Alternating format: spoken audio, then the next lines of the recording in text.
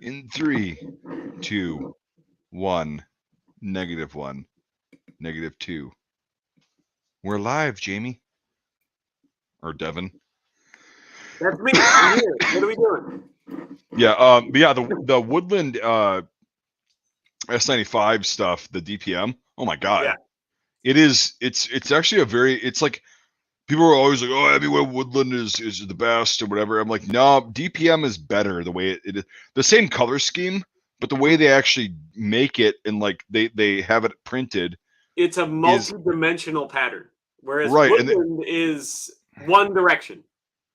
Right, and also like the edges are very distinct. In DPM, there's the faded edges like that was present on ERDL and the Denison Smocks, some of the models. And it's like, dude, that's our multicam like actually got it right. Is they had the faded, the depth and multi-direction in the right, pattern. And exactly, and one direction. It runs one direction. Correct. And it has no dimension to it, unfortunately. But I still love Woodland. I do. But yeah, I got a bunch of I'll just give a spoiler for everybody that's watching you. I got a bunch of the Croatian Woodland tops today. They were very cheap for me. They'll be very cheap for my customers. That's what everyone likes. But no, it's actually really. They're incredibly rare and very expensive. What? No, that's what you're supposed to say. So you make. Oh yeah. No. It's like I love being able to sell camouflage patterns for cheap. Yeah. I thought you were as capitalist as Mr. Krabs. Like, come on now. Well, no, I love what I do, man. Like you know this. And yeah, I get it. You want to be an honest capitalist. Exactly. Well, yeah, and that's the thing is it sets me apart from most capitalists. Is like, well, yeah. Sometimes sacrificing making $1 to make some people, happy is okay. It's every now and then, Jeff Bezos. Right. I'm like the high point of the surplus business. Yeah. I make an okay product. Well, no, hold on. I'm not trying to back this up. Making the Soviets made an okay product. Okay. Okay, let's not talk about the product itself. But High Point goes, hey, we want to sell this for as little as possible to get as many people armed as possible because everybody has a right to be armed. I think everybody has a right to have military surplus gear and uniforms at the lowest price possible. So.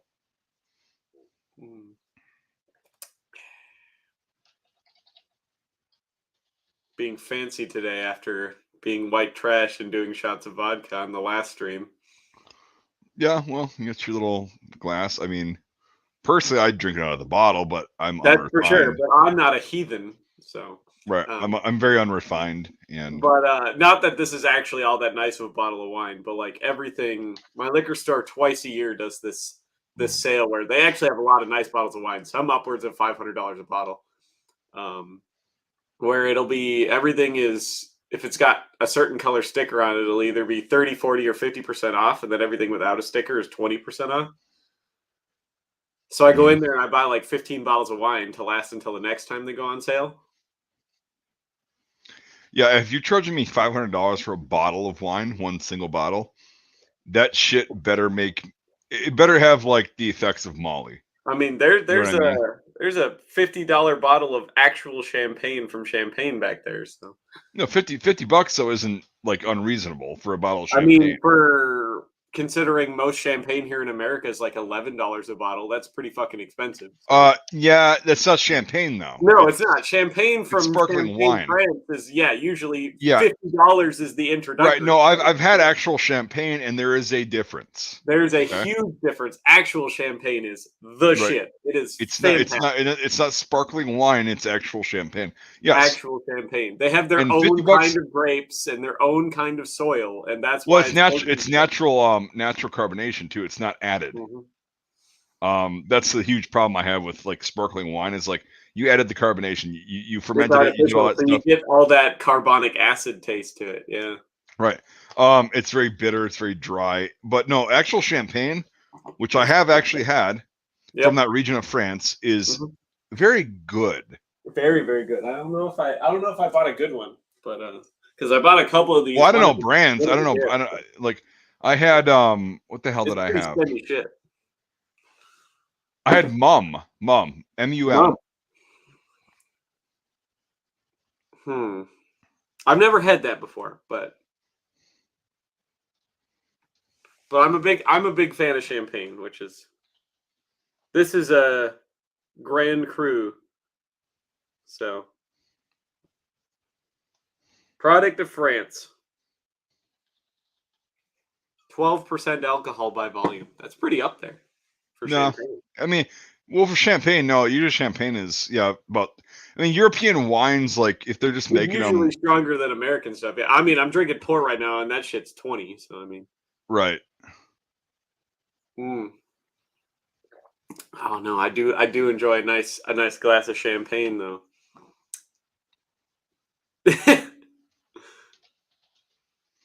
Yeah, I love that it's good term stuff. since I heard it. Mr. Krabs. I'm as capitalist as Mr. Krabs.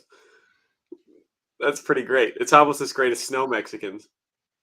Yeah, did you see Alexi in the Discord? He cut that little part out. Yeah. Oh. And because like I was like laughing and like it's a natural response. Like that was funny as fuck. I had never heard that before. Oh gosh, that's a term that I heard all the time. Snow Mexicans, yeah. Snow Mexicans, yep. Oh gosh. Yeah, no, it's that's good shit. Yeah, so I just got this order in. It's funny because I got a bunch of like, so I got a bunch more of like Yugoslavian M48 and SKS ammo pouches today earlier. Perfect. They make good SKS pouches. Yeah, they're actually, I love those pouches. They're great. They do. They're probably my favorite. The Yugoslavs actually make a lot of like really, really good ammo pouches because they don't. It's very simple. It's to the point and it's effective. Yeah, it's great stuff. They're not chintzy like a lot of the Chinese ones are. No, they're actually thick leather, like really thick. They're really nice. So they'll last you and I. Yeah. Yep. And then so I went inside, took a little bit of a nap, and then got the order that I placed from Europe, and 7 pallets. And I also, what's funny is, get any more food this time? No. Oh, that's why I got it so quick. No, but no, the guy that delivered my stuff, we were talking about, because he was looking at I have all the German helmets from Reveille, like the trailer in my garage, like just sitting there. And he's kind of looking, and he's like, okay. And I explained to him, I'm like, yeah, I'm a history nerd, and this half of the garage is for the movie, and this half is for my business. And he's like, oh, okay, yeah. And then so we're talking, and his mom is actually from Austria, and so we got to talking about the film. And then I'm like, if you got like 2.5 minutes, you want to watch the trailer? Because I was telling him about the film and everything. Yeah. And so we sat in the garage, and he pulled it up on his phone. I'm like, crank the volume. So he did, and he's watching it. And when he got done, he just goes, huh? Oh, damn, man. Shit. Well, that's intense. And I'm like, yeah, he was like kind of speechless, and I'm like, excellent, this is great. And I was watching him we watch it together, and he's like, man, that's not like anything I've seen before, like on a World War II film.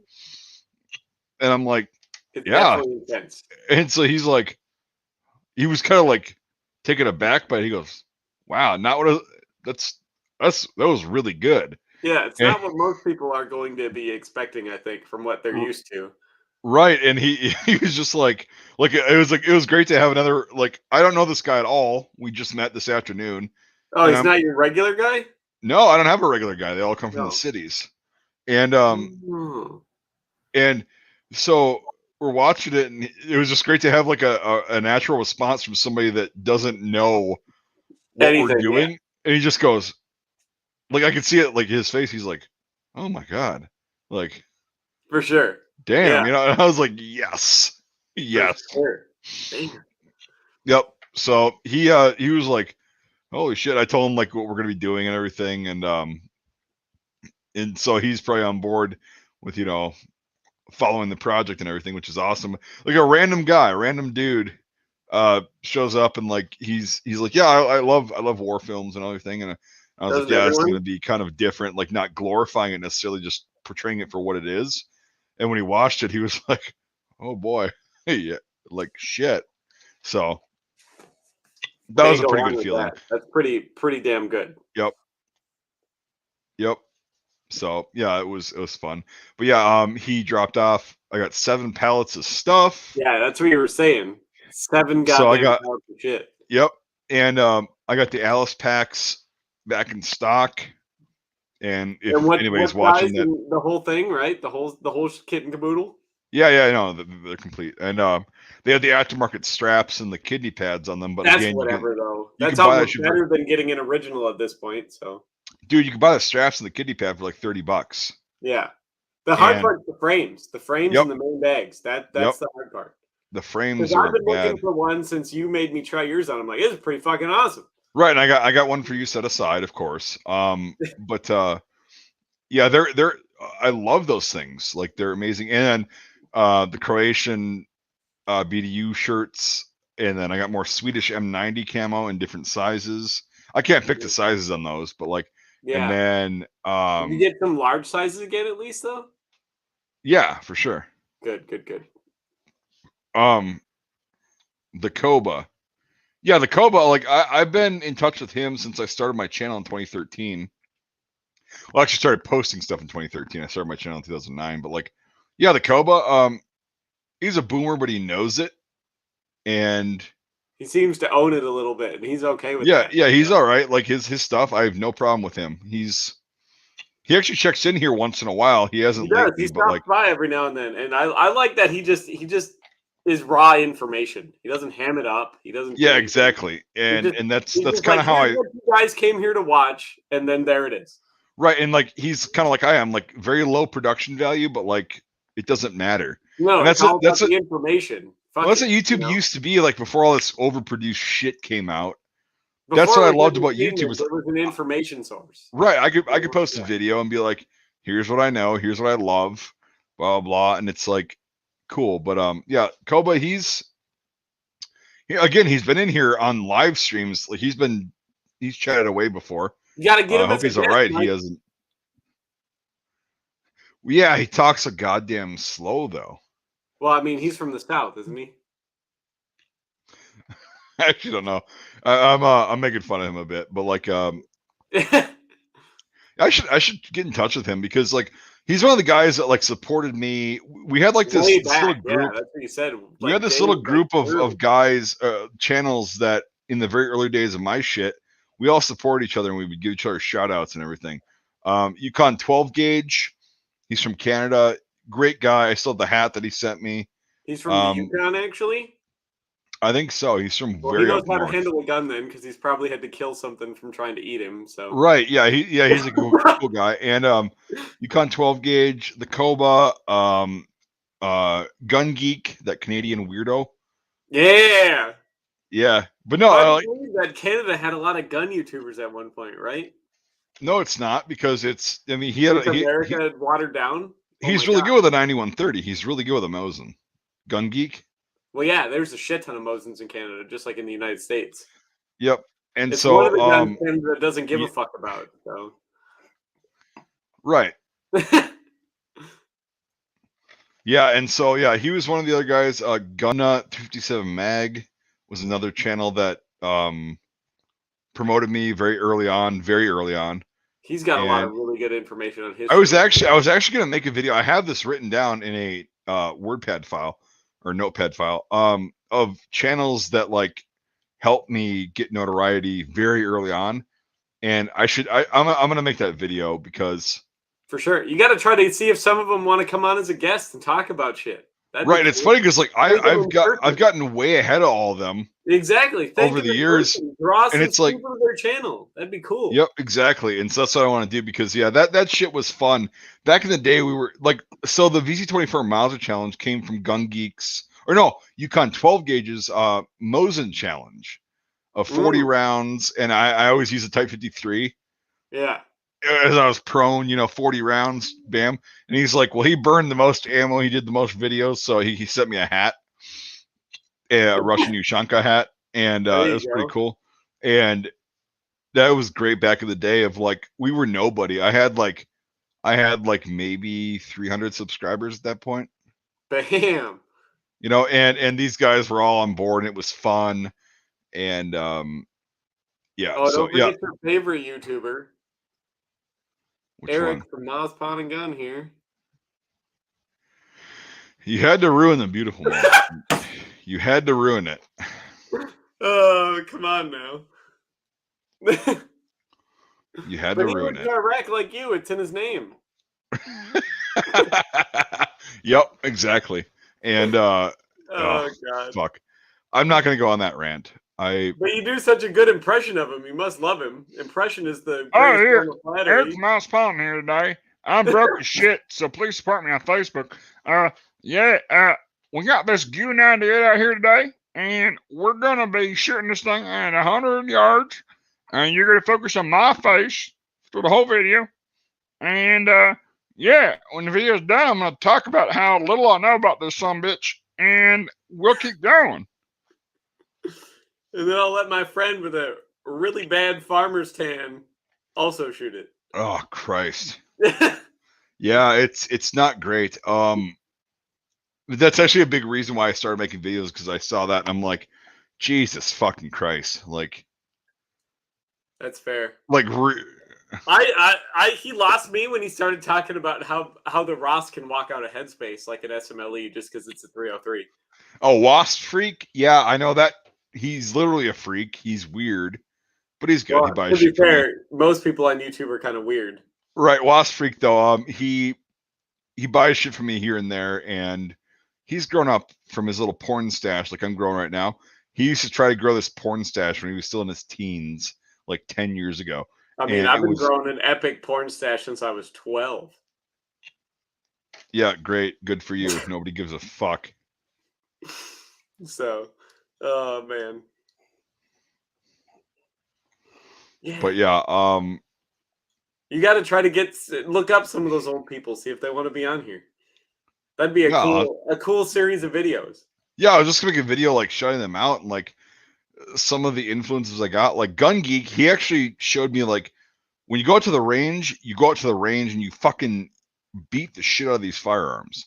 Like you use them how they were used, and I'm like, okay, people baby their shit all the time, and it annoys me. It's like when I go out to the range and you see those people like being super delicate with stuff. Like, no, you gotta like want it. Right, and he handles a Mosin better than I ever probably could. For sure. Like I bring the M95 almost everywhere I go because I got that super nice one. I let people shoot it all the time, and I tell people first thing I'm like, no, you just gotta fucking want it. Right. And I can't tell you how many extractors I've had people break because I tell them to want it, and then they start smashing. They fuck around with it, yeah. You know, it's like, oh no, it's a straight pull. You just back and forward. But well, like you and I have shot guns quite a bit together, and we both like you've seen me. I'm like with a bolt, like with the label, right? I'm like, bam. It's meant to be manhandled. Like it's meant to be worked hard. Right, and exactly. People don't understand that. Like a lot of these guns, in order to get them to respond in the way you want, you have to do that. Right. So. Yeah, and that's a thing with like the label. You hadn't shot one before, but you were actually pussyfooting with it at first, and I'm like, just fucking go for it. And you're like, yeah, oh right. And you went bam, and it worked perfectly, insanely well. Yeah, perfectly. With all the things that are going on when you rack around, you know, the tube magazine feeding one in to that, whatever. It's like, yeah, but you have to fucking want it. You need some energy in order to get it to work. Exactly. You know? That's the thing is, if you pussyfoot with it, it's not going to work. And then if you just go, it's there. It's there. And it's like all those people that tell you not to dry fire your guns for all these guns that were literally designed to be dry fired. Right, with training, yes, absolutely. Yep. I love that when they're like, you shouldn't dry fire your Mosin. It's going to hurt the firing pin. I'm like, oh, God, if it does, I'm out, what, $9? Yeah, whoops. Yeah, oh, God, it's not like I have 10 more Mosin firing pins laying around. Right, and the only gun that I've ever had that broke a firing pin on was my Type 99 Arasaka. Yeah. Back when I was a kid, and again, it was $10 at that point. I don't know what they are now. I got a new firing pin. Our soccer parts are kind of spendy. Yeah. So, Yeah, that's so cool. But yeah, these like gun channels that they're not that big, and I don't know why, but like because I'm gonna have to YouTube's show heavily suppressing them now, but what. because YouTube's heavily suppressing them now. Well, they also don't put as much content as they used to. Well, But I they're still, all probably getting older. They all probably got families and shit now and stuff. You well, know. I still want to shout them out, like, because that Yeah, was, for sure, they deserve it. yep, So yep. So yeah, I'll have to, a bunch of these people, yeah, they're great, and they were so fun to like do YouTube competitions with and talk shit. I mean, Gun Geek once in a while he'll come in my comment section. It hasn't been for a couple months or several months now. He'll come on and just like post something, whatever, and I'm like, yeah, fucking A, glad you're still alive. Like, yeah. I'm glad glad you're you still on glad you're here. doing all right, man. Yeah, I love that when you get some people that you haven't seen in like a year, and you're like, oh my Yeah, god, he is still alive. and like they're at a couple thousand subs, and I'm at almost 100,000 now. But it's like I still view them as like my guys. Like it's so fucking funny back in the day. And so yeah, I literally have like the script written, not the script, but like the the channels, the links to Yeah, them. the I just have list to of make the video. everybody and all their thanks. Yeah, I have to make the video. But yeah, it's Yeah. definitely something now that I'll fucker.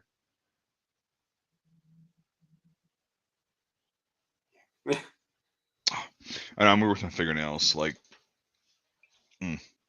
but I have to cut mine all the time because otherwise I'll end up tearing them off on something. right, yeah, I had one that was starting to be ingrown, so I just snipped it. Just drink till you don't care anymore. Right. But yeah, those guys, and yeah, it was funny. Like half of them from Canada.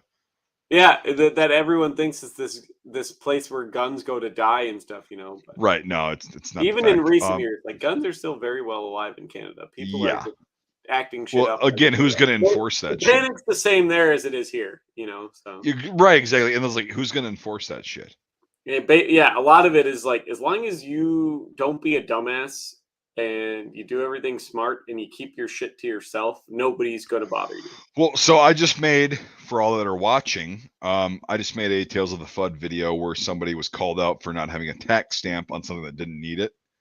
And it's like, I've been on a lot of ranges in the US where I see people around the US where I see people that have shit that's not NFA okay without a tax stamp. But it's like, do you support the Second Amendment? Then Right, you shouldn't right. give a fuck. Well, that's Get the thing out is, of here. I look at that and I go, like this one guy one time at a certain location had a homemade suppressor for a 9130.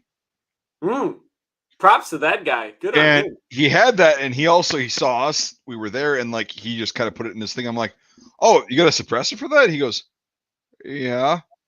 I'm like, "Oh, dude, how'd you do it?" And he's like, being very. I'm like, "I don't give a fuck. I'm not gonna say anything. Like, I don't fuck the NFA. Like, whatever." Yeah. I'm just like, I'm curious. Like, how did you do it? He goes, "Okay." So That's I took this. like an engineering, like a props to that guy. Like, good for figuring that Right. shit out. Well, he had it that it went on like a bayonet on the rear sight. No, he Even machined this better. himself. My God, this guy's a genius. Get that Yeah. man a Nobel Prize. Right, and he made it out of brass too, which was fun. And he machined it to where it would just, you put it on and then locks on. And then I'm like, shoot it, like shoot the fuck out of it. I don't give a fuck. Like, let's he was hear still, this bitch. Let's see how. Yeah, he was still nervous, and all of a sudden he's like, "Okay, take your ear pro out." And I was like, "Okay." And he fired it, and it just went. You could hear the backstop. Yeah, that's awesome. I'm like, yeah, man. I'm like, do it again. So he keeps doing it, and I'm like, that's fucking awesome. Exactly what you said. Amazing. Yes. And he's like, yeah, I'm still working some things out and everything. But like, he was so scared that I was gonna be a snitch, and I'm like, I'm not a snitch. Yeah. I don't give a fuck. I never got those people, those range guys that are all about, like the range masters that are all in their 70s and shit, Let me see your tax stamp. Well, it's fuck like, don't you give a shit about the Second Amendment? Why are you being such a cunt? Right, and I'm like, and I've seen other things too, not besides, suppressors and everything. Mind your business. This is America. I've also seen at random locations in the US, I've seen cops that shoulder braces and everything while they're on duty, which is fun. And they're like, "Yeah, this is fucking awesome." And I'm like, again, how the fuck are you going to enforce this outside of LA and New York and the really retarded states. Like in the rural US, if the cops are like, this is fucking awesome. Yeah. Are they going to come to your door and be like, hey, yeah, we have a search outside warrant? of fucking LA and New York City, nobody gives a fuck. Right. It's like, So, like, right. And that's just how it is. let's think is that most of the places that I've seen these things are well outside of those places. Yeah. They're in the US abroad, like, or not abroad, but like, what the hell's the vast landscape of the US. And I'm sitting there going, that's fucking awesome. For sure. Well, like you said, you told me before, like, as somebody who has had to learn about the United States government and everything like that, like secondhand, and I read a lot of stuff about it. And I find new shit that I read into, like the Constitution and like your rights and everything like that are just shit all the time. Like I found out the other day, like the Fifth Amendment, like when you say I plead the Fifth. Yeah, the rights. Yeah. Anything you say can be used against you in a court of law, but I found out that it cannot be used to your benefit in a court of law. Right. They will not testify for you. They can only testify against you, which I thought is absolute bullshit. But like, but also in the Fifth, it also says that you have the right to have counsel. Yeah. And you know what I mean? Like that's a very big amendment. Like, it can be only used against you. So if you do something right, it can't be used to help you. You know what I mean? Sure, and that's the whole thing where the court system gets involved, and it sounds shitty, but it's like, well, the state has to have a fair argument. For sure. And you have to have a fair argument. Mm-hmm.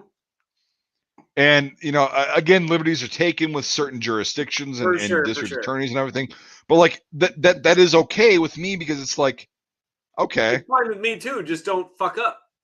Right. And that's the moral of the story. Don't fuck up. And if you do, keep your mouth shut. Well, yeah. That's also really cool. Is like, yeah, you have the right to go, hey, I'm in shock. I don't want to speak to you until I have an attorney present. And then they go, okay, we're done. Sounds like a plan. And most cops are totally fine with that. So, yeah, most cops that know the Constitution. There's a lot of them that don't. But like, there's. Well, they might, but they're just so focused on getting their job done. And it's like, whatever. And that's like, well, it's going to come back to bite you in the ass. You questioned me after I literally told you that I don't want to speak. Yep. That's fine. It's just digging yourself a hole. Yeah. Well, it's all like body cams because, like, hey, we just got those here in this city, and I actually was talking to one of the guys, and he was like, "Yeah, I'm actually all for it. They just got them this year in my city. Because it protects law enforcement against stupid people. Yeah, saying shit that didn't happen. I love having this because he's like, now I have inadmissible evidence against all these fucking meth people we're busting. Right. And also, you as a citizen, if it's clearly not edited, which it's very clear if it is. Yeah. You could be like, I literally said I didn't want to say anything until I had an attorney present, and he kept going and going, and then it's like, oh, well, that's a violation. That's the greatest way to get a dropped case right there. Right. Easy way.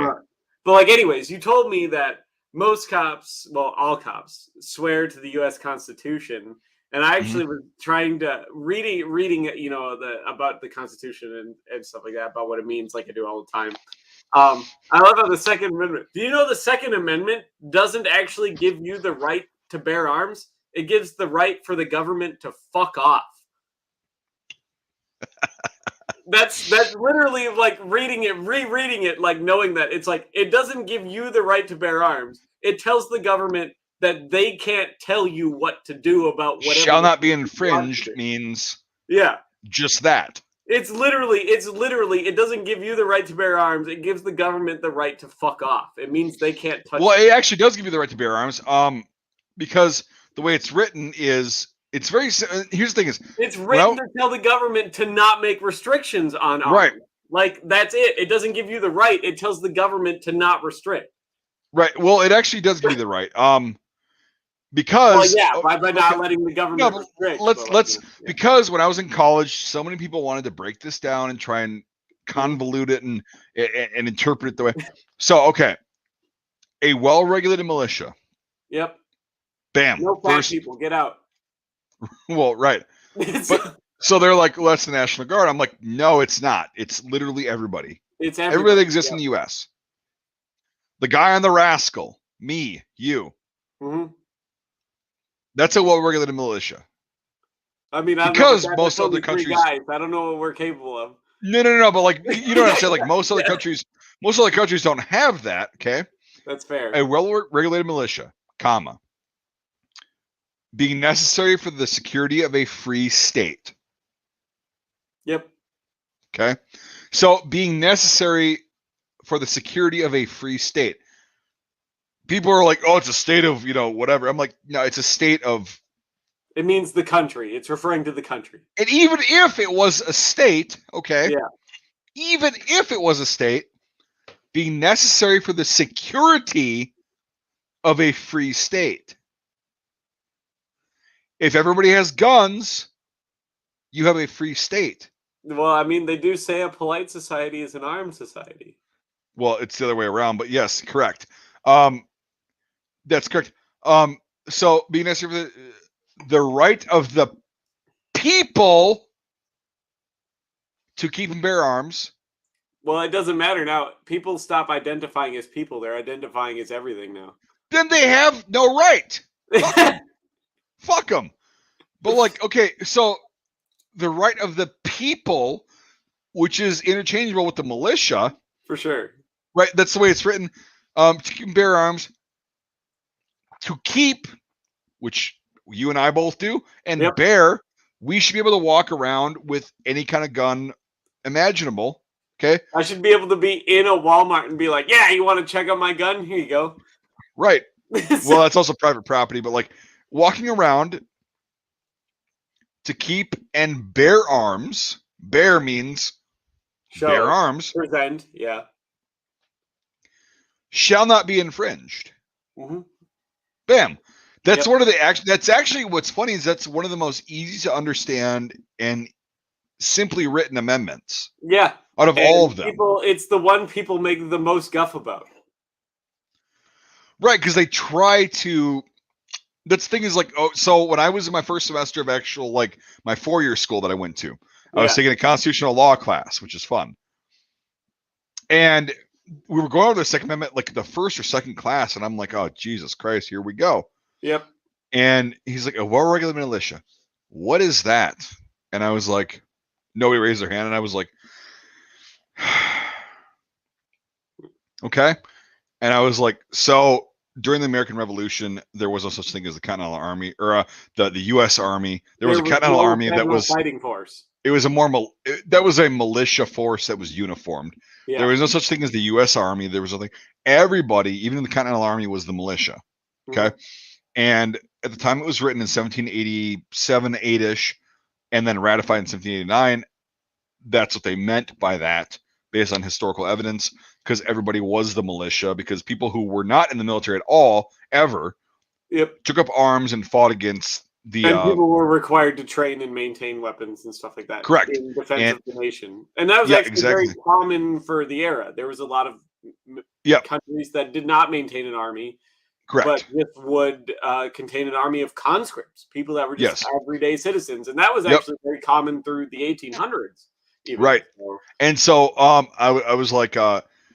So at the time this was written and ratified, the militia in this respect means everybody. And you can further look at that by the right of the people. And then I was like, so people and militia should be interchangeable if you look at the context of how this particular sentence was written. Yep. Because one sentence, it's a fragmented sentence, but it still makes sense. It is a basically run-on sentence, yeah. But it's still English. That's what we have. We have the privilege of the run-on sentence. But I'm like, so it should be interchangeable. And I said, I argued that, or I didn't argue it. I just stated that. And the professor, who I could tell was not pro-gun, not whatever. He just goes, "You are correct." Yep. You are correct. Like, I can't argue that. Like, that is correct. For sure. And I don't give like most people, as long as if you're not actively shooting people, who gives a fuck if you're carrying an M4 slung over your back? Honestly. Right, and that's the thing is, I personally think that I personally think that laws for people who Yeah. are retarded with firearms should be stiffer. For sure. But like I get it makes you feel uncomfortable. But fuck off. Mind your business. Don't look at it. It's that easy. Right. Yeah. Like shit. If you see a firearm on somebody, chances are they're not going to use it against you. Normally, I'm really judging people hard based on what firearm they have. That's normally what I'm doing. But 11 Bravo Crunchy. I work in a lot of Walmarts, and Walmarts let people like just open carry and shit like in their store, and nobody gives a fuck, which is great. Good for you, Walmart. That's in Minnesota too. That's fun because it's not open carry state, which is fun. Yeah, I know. But like Walmart lets you do it because it's private property, and they don't give a shit. So there's people that just open carry in fucking Walmart all the time. So 11 Bravo Crunchy, who is a poser, never served a day in his life. No, I'm just kidding. Never served a day in his life. Fucking wannabe to the max. Arms also carefully selected word. Right. The founding fathers knew that military technology was going to change. Absolutely, because it was changing during that time. That's right. That's why they didn't say muskets. They didn't say puckle guns. They didn't say fucking artillery. They said arms. Yeah. Which is a knife, a kitchen knife. Very broad statement. It covers everything that could possibly be used from a weapon, from a 2x4 to like a nuclear bomb. Well, yeah, exactly. And so the thing is, like, I think penalties for being retarded with said arms should be stiff as fuck. Yeah, like, for sure. And like, if you do stupid crap, obviously, like, like murder is a crime. Yeah, weird. Yeah. Killing isn't, though. Fun fact. No, but murder is. Yeah, if they can prove it. If they can prove it in a court of law, yeah. For sure, killing isn't. But like you look at the military murders people all the time. Right. But it's totally legal because it's justified as a killing, not a murder. Right. Killing's totally legal. Murder is illegal. Correct. So, which is another thing that I found out was like really weird. I was like, Yep. but like it's one of them things where it's like I don't think it needs to be this difficult, but like I understand the fear mongering and the government wants to consolidate more power all the time. Well, also the First Amendment, I can't recite that by heart, but like freedom of speech. Yeah. That it's clearly enumerated in the First Amendment. For sure, and a lot of problems with that is like the problem that I have with the First Amendment a lot is that you cannot say and do whatever you want here, especially on the internet, which should be covered. Well, and that's government getting involved with private corporations who own these things. No, not enterprise, fascism. Yeah. But like you should have cover under the First Amendment for all these U.S. companies that started all the big social media companies are U.S. companies. Right. Are you a platform or are you a publisher? And Section 230 says that, as a platform, you're not responsible for comments and things that are posted on there. Well, but they start acting like they are a publisher, which they edit and take out or, censor what they think is right. Then you're acting as a publisher, which you would not be covered under Section 230. Oh, wait. But the government has been using them actively for years. And now it's even worse since last year. It's really bad. It's got to the point where it's like this is literally a dictatorship now. Well, no, it's fascism. Yeah, we're getting there. Baby steps. Yeah, it's not a dictatorship yet. It's literally fascism though. Like the government working with private corporations to enact their will on citizens. For sure. I can tell you what, when I moved here, I did not see that coming. Get it? Nazi. But also in Canada it's a lot worse. It's the same thing. Canada is just 20 years ahead of the United States. They have been for like 100 years. It's been so basically since the 1800s. Canada's been 20 years ahead of the United States. Like as far as like not good stuff politically, pretty much because they were an entity. They were the Commonwealth. Yeah, but until 1961. You see it everything that happens in Canada 20 years later happens in the United States. Right, and it's like, well, it's also European things. Like we say, the general rule for Europe versus. Sorry, I have allergies. I'm gonna mute this. Yeah, up. I get it. Trust me, I'm doped out of my mind. So on Benadryl and antihistamines and Yeah, it's dude. This fall has been this really time of fucked year. up. Oh my god. Like, yeah, usually I get like mild allergies, but like this year I have. It was so goddamn dry for so long that the trees and Yeah, everything that's. hibernated so early and they just held on to Mhm. everything. Fuck. Yeah, it's fun, but yeah, it's we usually say that the U.S. is about 7 to 10 years behind Europe, Yep. and it's we'll see though, because Europe's I starting to hope fight not. back. Yeah, Europe is starting to be fed up with shit. That's for sure. I'll tell Yep. you what. When the French rebel and take over half of the continent again, that's when I'm calling it, good. Yeah, right, right. Because a lot of people don't seem to realize France is still a massive global superpower. They can do it. Like Yeah, you've got Emmanuel Macron in there, and he is a fucking he's a retard. pushover, but like, fuck, the French people are really, really good at fighting the government. They're probably the best at it in the world. So, Right, right. they're So so good at rebelling against the government. They're like, it's too hot out. Government change. Like, well, yeah, it's like, yeah. I mean, it's yeah. been raining for 2 days straight. Government change. It's like anything under the sun is a revolution in France. But Anyway, aside from the doom and gloom that is the world's political, it'll get better. China will be everything eventually. I disagree. You never know. You never know. It already is a lot, but like, yeah, I don't think. Sure. I think their day of reckoning is coming very soon. Oh, here's the thing. People don't seem to realize that China has a lot of the same problems the rest of the world has. They're just better at hiding it than everyone. They're just Right. playing their cards a little bit closer to their chest. Yep. So, but I like China. China's got some good stuff going for them. I don't have anything against China. I don't know why everyone's so worried about China. I have a lot against China. Yeah, I have a lot. I don't have anything against China. They make a lot of shit for cheap. They're just filling a void in the world that everyone needs but nobody wants. They're also, subverting the shit out of the U.S. and dividing people. But hey, welcome to every country ever. They're just better at it. So, well, they don't got me. Yeah, fair. Fair. I don't have anything against China. Good on you, China. Keep doing what China does best. Failing. Still right on par with everywhere else in the world. Look at that. Yeah. That's the thing. They're no better or worse than anyone else, but yeah. Anyway,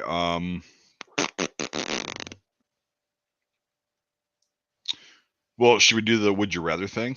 For sure. I was just gonna say, I think I got a couple good ones for you. Yeah, I actually have not thought of anything for you.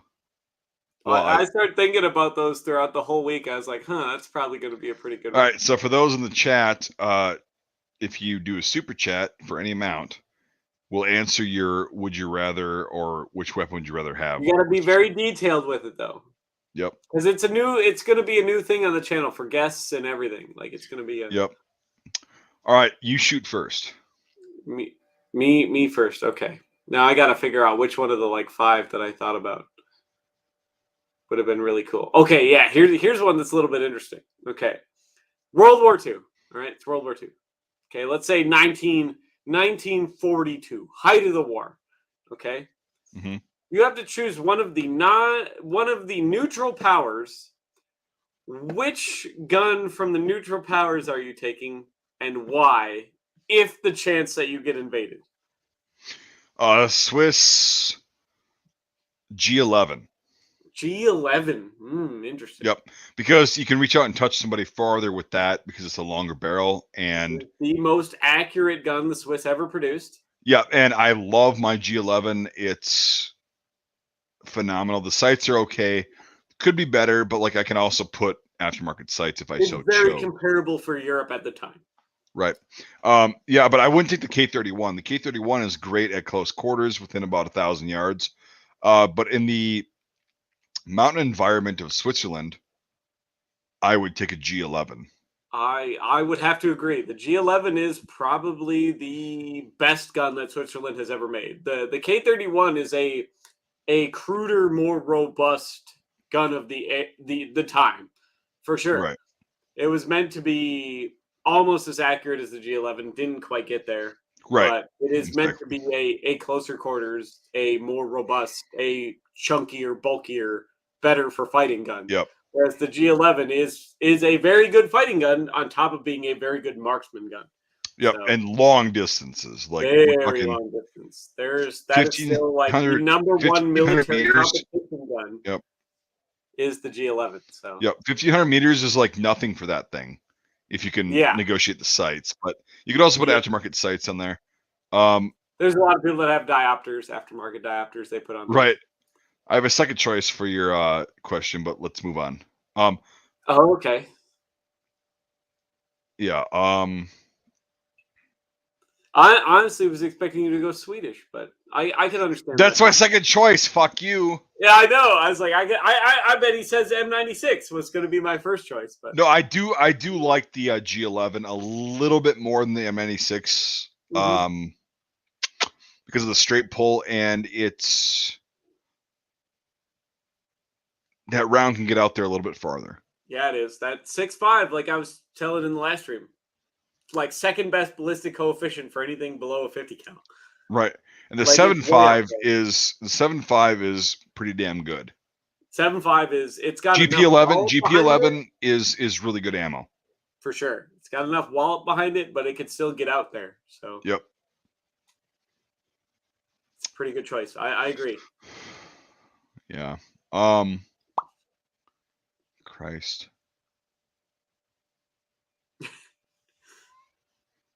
Did we already do this? But Spanish Civil War. Oh my goodness, the repertoire of guns that just popped into my head. Right. So did we do this already, or no? Or no, is this we haven't done Spanish Civil War. Spanish Civil War nationalist side. Ooh. Okay. Okay. Fair enough. What time in the war? Early 36. Okay. Probably a Gewehr 98. Okay. That was something they were getting a lot of because a lot of countries had them left over from World War One, and they got sent a shit ton of them. I know it's going to work. Ammo is really common. Obviously, the French, not the French, the Spanish, were really, really familiar with a lot of Mausers and stuff like that. There's going to be a lot of 7mm Mauser laying around. There's going to be a lot of 8mm Mauser laying around.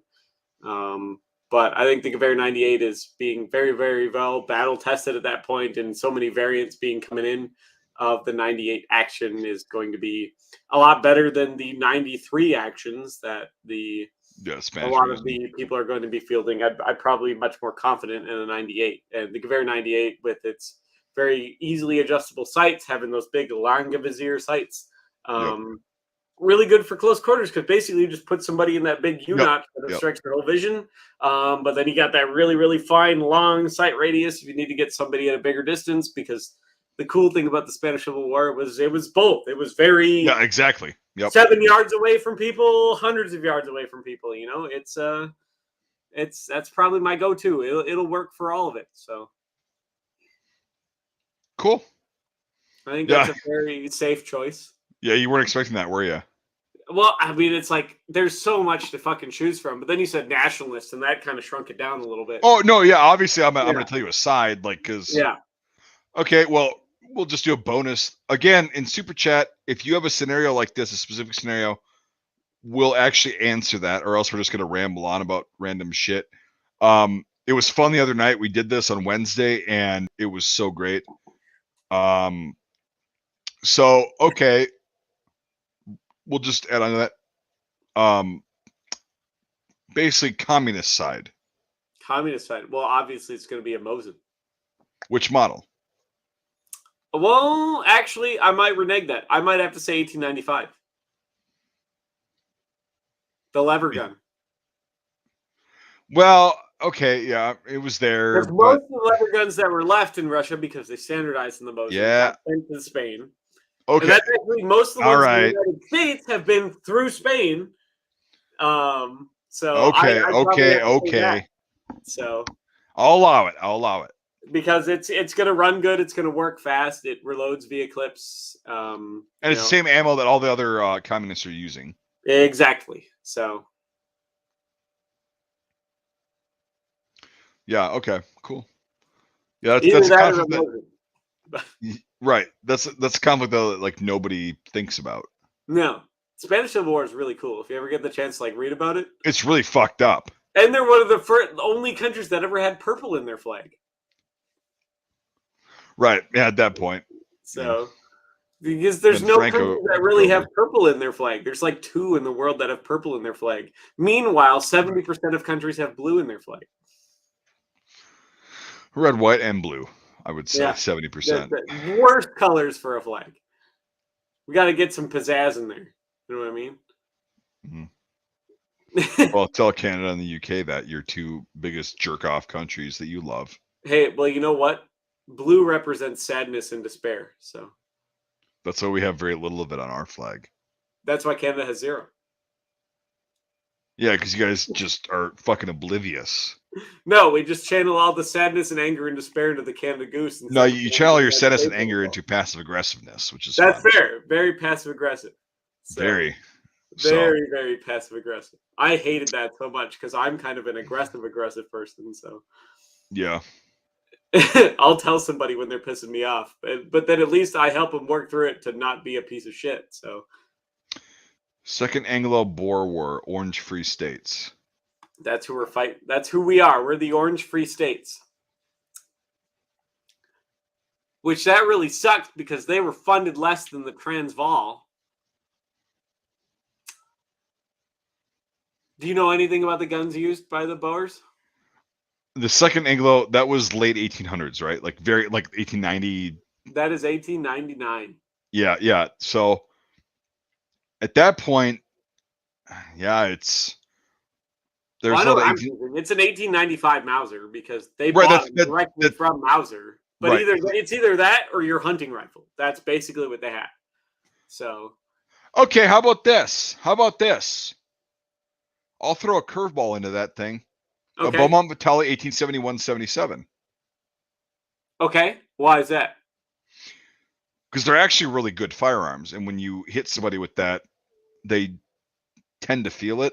For sure. I don't know if that's something they had there, though. They did. Because I know that from a lot of documentation, actually, that most of the people in the Transvaal and the Orange Free States had percussion cap muzzleloaders, which is a main reason why they decided to use gold that they mined to buy 1895 Mausers from Mauser, because they could not compete with the British. Right, but there's no way they ever picked muzzleloaders. There's no way they ever picked up a Beaumont Battalion. Not really. They were a very poor farming community. They didn't really import stuff or export stuff. They just kind of wanted to live there. So I retract that then. So I take it 1895. Rifles, percussion cap, and sometimes flintlock. Right. Hunting rifles. So I'll go with the 1895 Mauser as well. That is the peak, and that's actually what sparked the British to basically start deciding to replace the SMLE. And like the Lee Enfield was the Mauser. So here we go. Golden HQ. You go ahead and read it.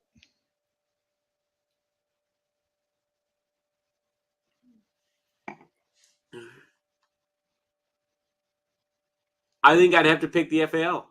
Yeah, me too. For sure. The FAL's a pretty familiar gun. It's gonna hit hard. And in that environment, it's gonna be. El Salvador is a tropical environment, but it's actually relatively developed. It's quite small. The supply lines are going to be relatively short. So that's one of the things where the FAL is going to hold up pretty well. So,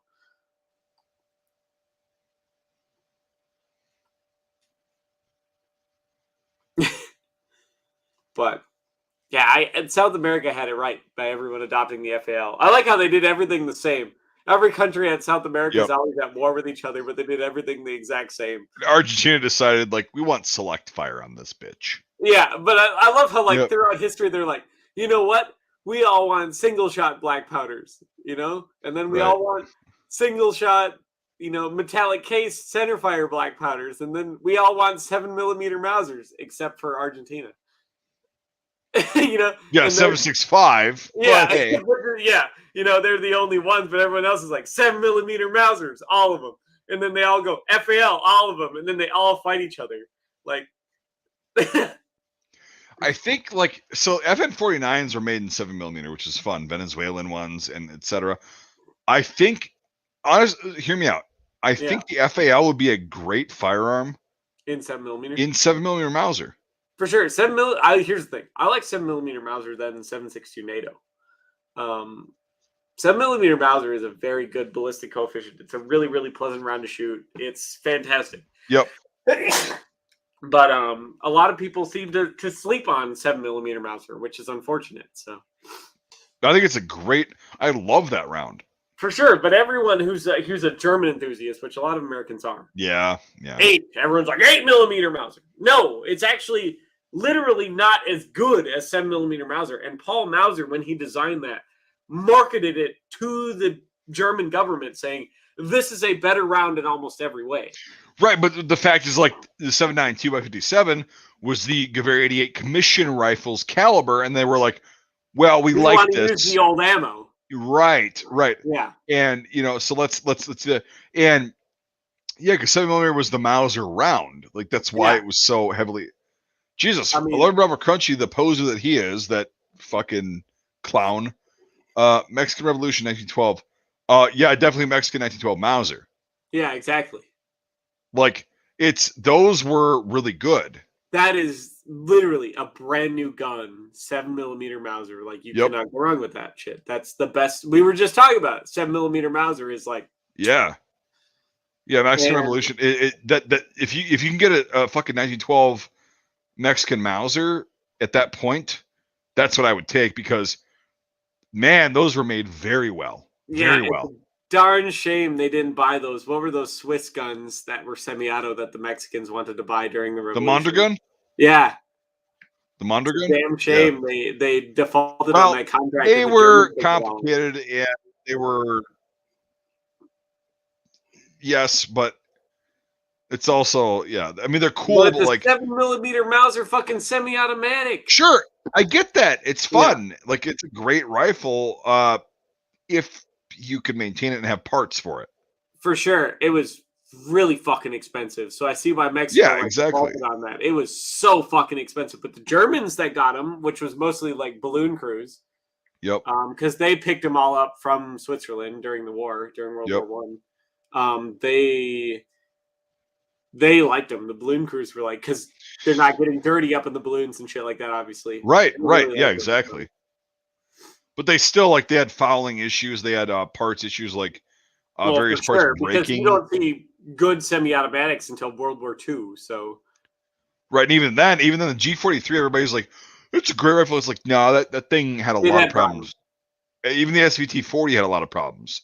That's right. Well, at least the SVT-40, they fixed a lot of that shit by the end of the war, but they had to go through a lot of refurbishments to do that. Yep. So. And so even the M1 rifle at first had a lot of issues. Mm-hmm. Yep. That's problems. Because, like, the first M1s were gas trap rifles. Yeah. And then they started drilling them, and they're like, well, we issued a shitload of these gas trap rifles out. And just remember, Mike, no M1, no AK-47. Oh, that's gonna. It's a Sturmgewehr 44. It's like, no, it's an M1. No, literally, Mikhail Kalashnikov, literally in his own diary, said that he based it on, it's an upside down M1. Right. Here's the thing: it's a long stroke piston, which the M1 is as well, and it's literally the same fucking. It's got the rotating bolt. Mm-hmm. Everything is rotating bolt. Yep. It's the same concept. The engineering was different, sure. Yep. But it's the same exact concept that was used. He literally said it's an upside down M1. Right.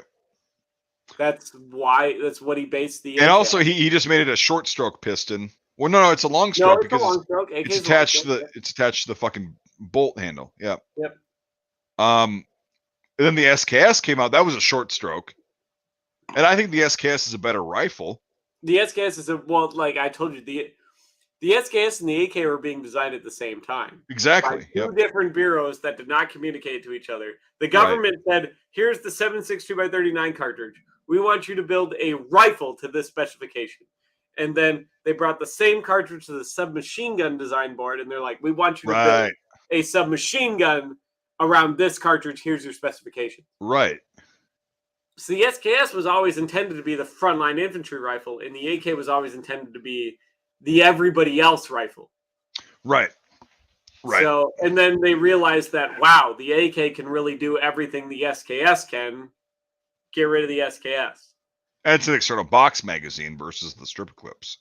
Well, the SKS was initially supposed to have external magazines. So. Right, but like when they chose to go with the clip loading, like the SCT-40.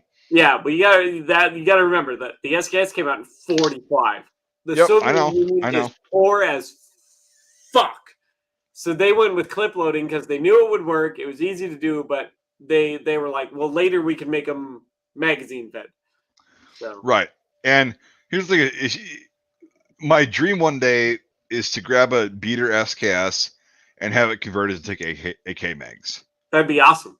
Yeah, because it's like the ultimate Soviet gun in my mind is an SKS that takes AK mags. Yeah, and the SKS is literally I would honestly, if I had the ability to have AK mags in there, I would take that over an AK. For sure, I would too. And I love how then you have both options. You can charge it with clips, or you can magazine. Yep. Yeah. So you have and the blockiness of the SKS. Like, here's the thing: is people think that the AK, it's so open. Well, it is and it isn't.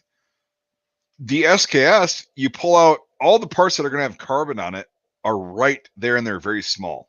Yep. Very small. And you can pull it out, you can wipe it down, wipe the chamber out, wipe the bore out, and then you're good to go. The AK, it's like carbon gets into the whole receiver area. Because the tolerances are so loose. And, and the SKS is going to be better in a lot of ways because it is a very heavily machined rifle. Whereas the AK that's designed to be a very heavily stamped platform. Well, more manufacturing capability. Yes, I get that. And that's why I understand. Like the AK, I'm not shitting on the AK by any means. I love the AK. I mean, it is so a lot of people they get mad at me when I say this. The SKS is so good because it is so shitty. Right. It is the perfect apex of shittiness and goodness meeting. Basically what I view an SKS as, and it might sound funny, but I view it as a very more refined SCT-40. That's what it is. Because when I shot an SCT-40, I said, this is a bigger and sloppier SKS. That's what it felt like. Shoot. It is. And it's, people were like, that's where they got the influence from. And I'm like, yeah, the SKS is like a very more refined and smaller caliber. Designed by Simonov. So. Right, exactly. And Tokarev has his name on the SVT-40. They're actually SVT-40. They're actually Simonov designs. So. Right, that who knows exactly what went down there, but it's politics and business. A lot of that is it's communism. It doesn't matter. That's what I mean. It's private enterprises and government getting involved and who paid who more. Well, it's Mikhail Kalashnikov. He never made a penny on the SKS. Right. I mean, on the AK-47. Sorry, he never made a penny on it because it was just how communism worked. Right. He got notoriety. He got recognition, but he never got any money for that. So that's also worth a lot in the communist regime that they had. For sure. That's worth more than money because they could pay you and then take your life the next day. If you get the fame and recognition, well, it makes them harder for them to get rid of you. Right. And that's the cool thing is the AK is one of the best firearms ever invented, in my opinion. Yeah. One of the best. I didn't say the best. I said one of the. For all you fuckers that are frantically typing right now. No, it's one of the best because of its practicality, its reliability, it's effective. Okay, that's the thing is like, why don't you tell everybody need that's a gun that can shoot past 300 yards because most people can't shoot accurately past 300 yards. right? 300 is even a stretch. Yeah, I'd say so 100. An AK will literally go. Any AK will go to 300 yards. Well, and I personally know several people. One of which I went to high school with, and I worked with him at my first job at a grocery store. He was a Marine. He was in Afghanistan. He got hit with an AK through the leg, and it blew half his muscle out on his leg. He was done after that. Like he got sent home. And it's like, yeah, why don't you tell him that the AK is an ineffective piece of shit? And here's the thing: that's a shot out fucking AKM. Mm-hmm. Like that is a right. barrel worn, almost entirely smooth AKM. And he got hit hard with that thing from a long ways away. Yeah, because they were in a valley when they got ambushed, and for sure. He got hit with that. Like I tell people all the time, like, do you know how many AKs we found where the sights are fucking maxed out and they're able to like literally walk hits in? Right, exactly. Shot out, maxed out AKM, you know, and people are just like, these people, and then everyone's like, the AK is not accurate. I'm like, fuck if it ain't. Yeah, again, talk to this guy about that. How the AK is not accurate. And then another friend that I was in basic with. The one friend that I was in basic with that got shot in the ACH with an AK from 1,000 yards.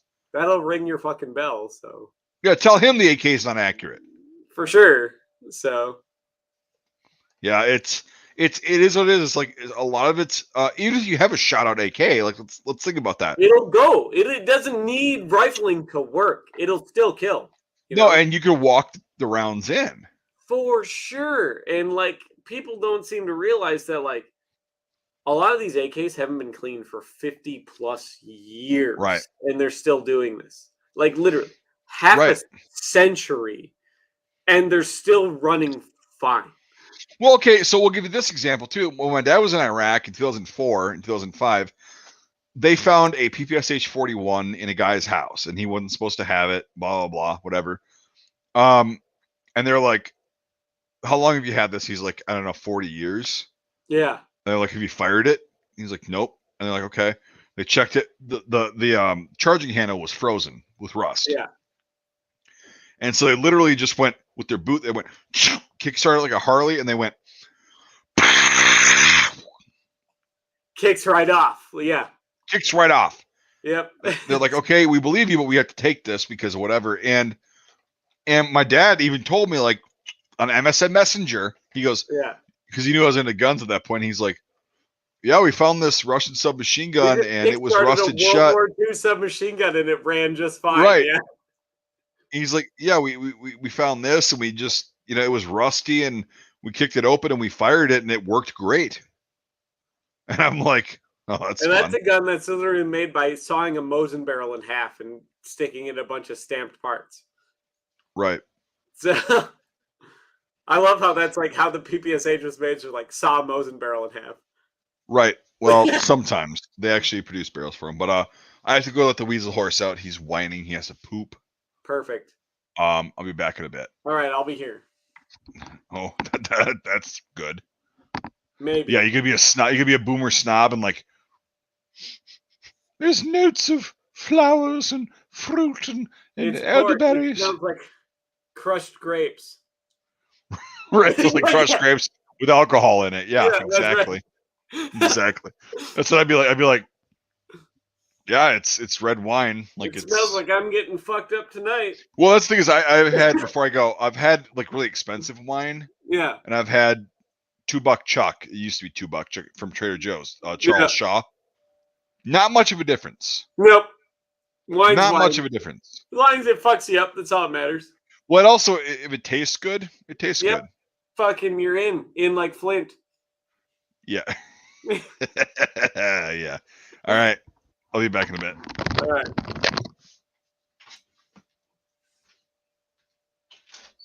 I mean, I wish. My oldest surplus gun's like 150. I think my newest surplus gun is... When was my Tokarev made here? Probably like the 80s. So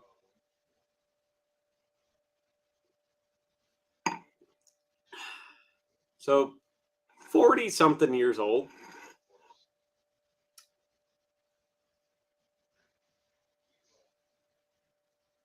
I do, man. Taylor Fladgate makes some good ass port. I'll tell you that much. 1692, goddamn.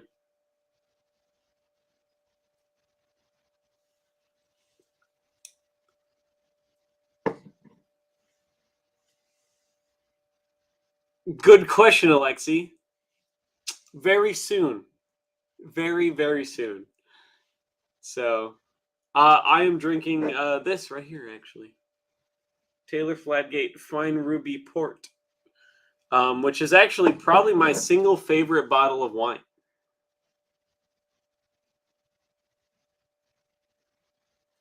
Well, most guns weren't really serial numbered until the 1900s. So, actually, the Enfield stock has been making some progress, and a lot of the receiver that I want for the FAL is out of stock, but it has a restocking soon. So I do quite like a lot of alcohol, but I do drink pretty regularly, but not to excess. And I tend to have a fairly refined palate. Yes, I'm Devon and Divin, apparently. Even though my name is right there on the screen if you want to spell it correct. That's how it would be spelled. I'm dressed, for those of you who are wondering, I'm dressed as a Swiss soldier on working duty, probably from the 50s. So I have my denim shirt on and my M36 field cap.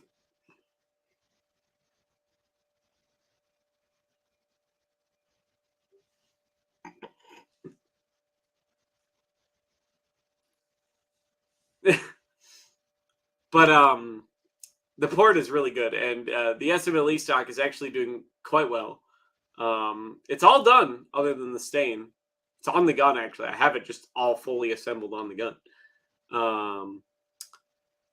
But it just needs to be stained. It's done. It can shoot right now. I'm actually planning to shoot it this weekend, actually. So so it's all there. It just needs to be stained. It's done other than the finish. The stock's done.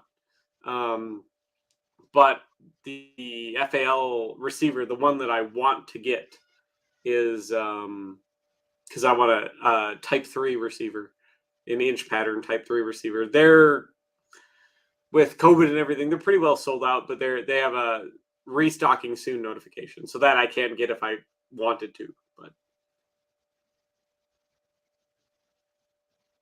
for sure, actually, I do have some footage already of it shooting.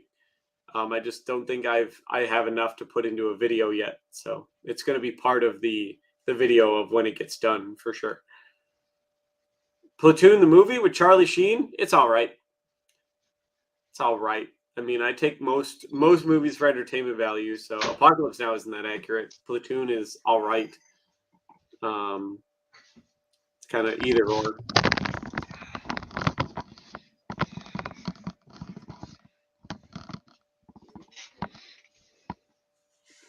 Welcome back. Yep. How was the dog pooping? It's very dark, so I don't know. He was barking at boxes that weren't there earlier today, but they are now. Oh. So I feel very secure. It could be a threat, Mike. It could be a threat. Right. I feel very secure knowing the weasel horse is barking at boxes. They could have anthrax in him or something. Right. And then when somebody actually walks up the driveway, he doesn't bark at all. Yeah. He's just like, oh, I love you. I love all humans. Oh, we're good. I like you. I want to go for a ride. I want to jump in your car. So, well, that's great. I have a fucking retarded dog. It's fun. Well, it's Sophie's dog. Remember, when it's bad, it's Sophie's dog. Well, no, I've tried that. It doesn't work. Oh, god damn it! It doesn't work. It's yeah.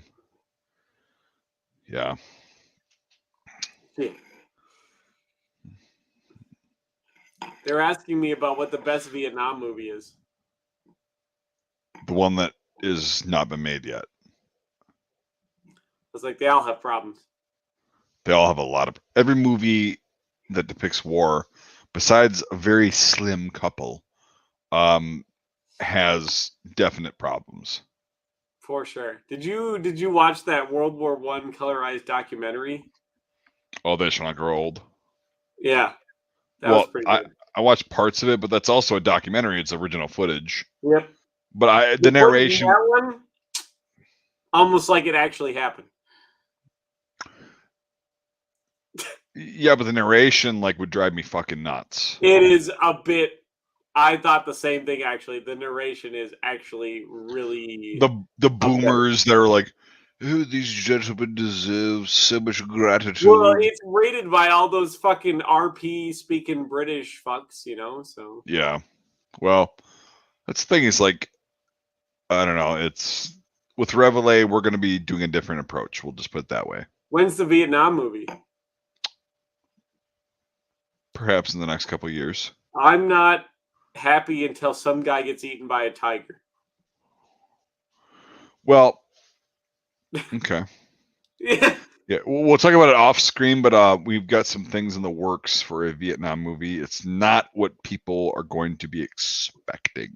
Perfect. I actually have a cool story about that. Like my stepdad's uncle was in Vietnam and he was tied to a guy that was eaten by a tiger. So yeah, I mean, you had that, you had the snakes, all the fucking snakes. Yep.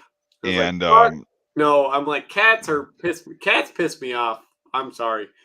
But like big cat, a cat is a cat is a cat, and cats are assholes, and big cats are even bigger assholes because they're bigger. So right. And yeah, you get no argument there. And season, he's like, we used to tie each other off in like pairs of 2 or 3, you know. And he's like, absolute monsoon. He's like, we used to tie ourselves together. It's that way. If one guy moves, you could be like, hey, what are you doing? You know, and they'd respond or whatever.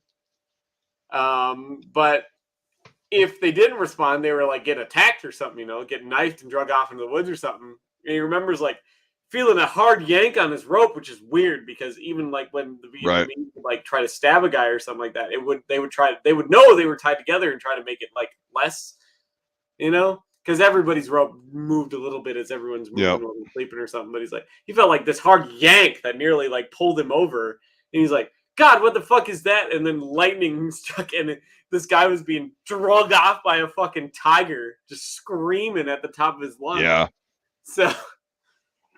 Yep. It was like, fuck no, I ain't dealing with that shit. Hell no. Yeah, Vietnam was that's fucked up. Yeah. It's like a fucking tiger. And this was like way back in like Western Vietnam, way out by Laos, you know.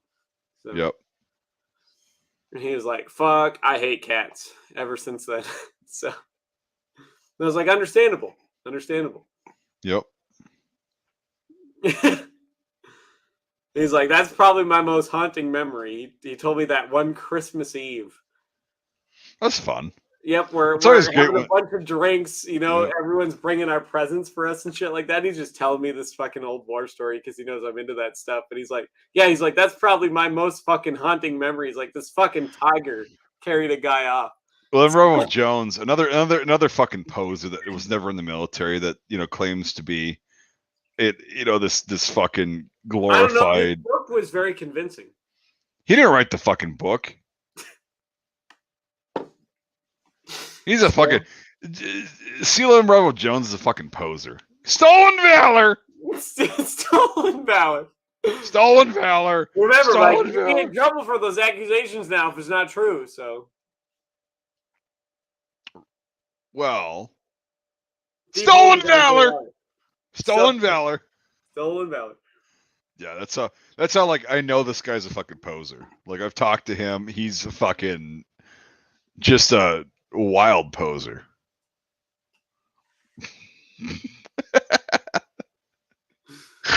Oh Jesus.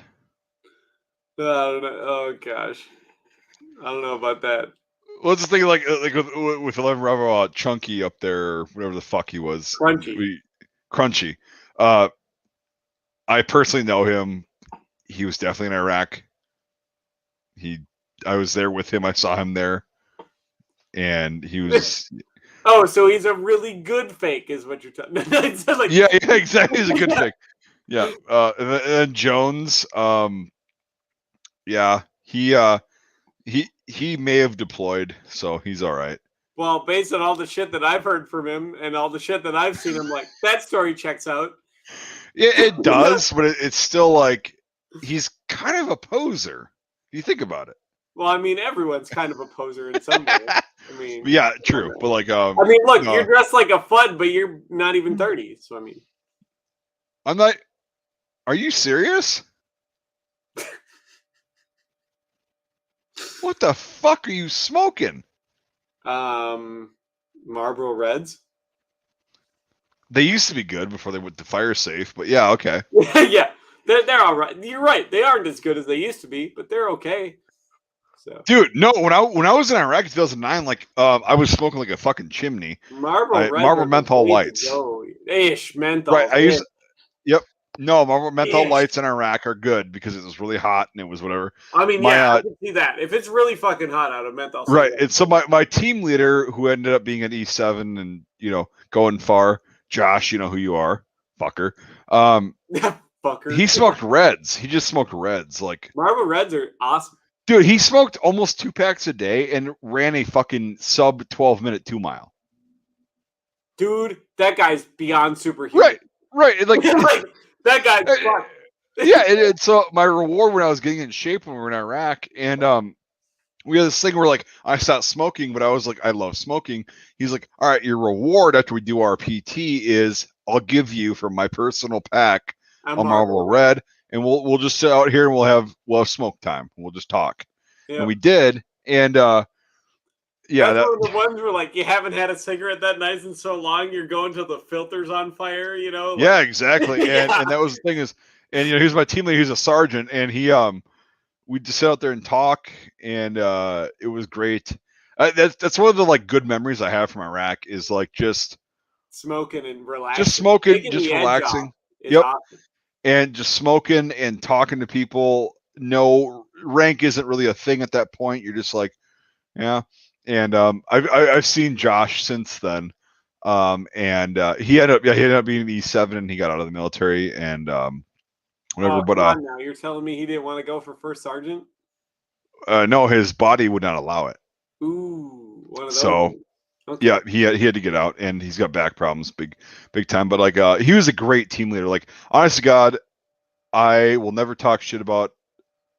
Good leaders are very hard to criticize. They're right, and he put up with my bullshit as an 18, 19-year-old private. He knew how to talk to me. You have to be part babysitter, part nanny, and then obviously understand everything that's going on in this very real, serious situation.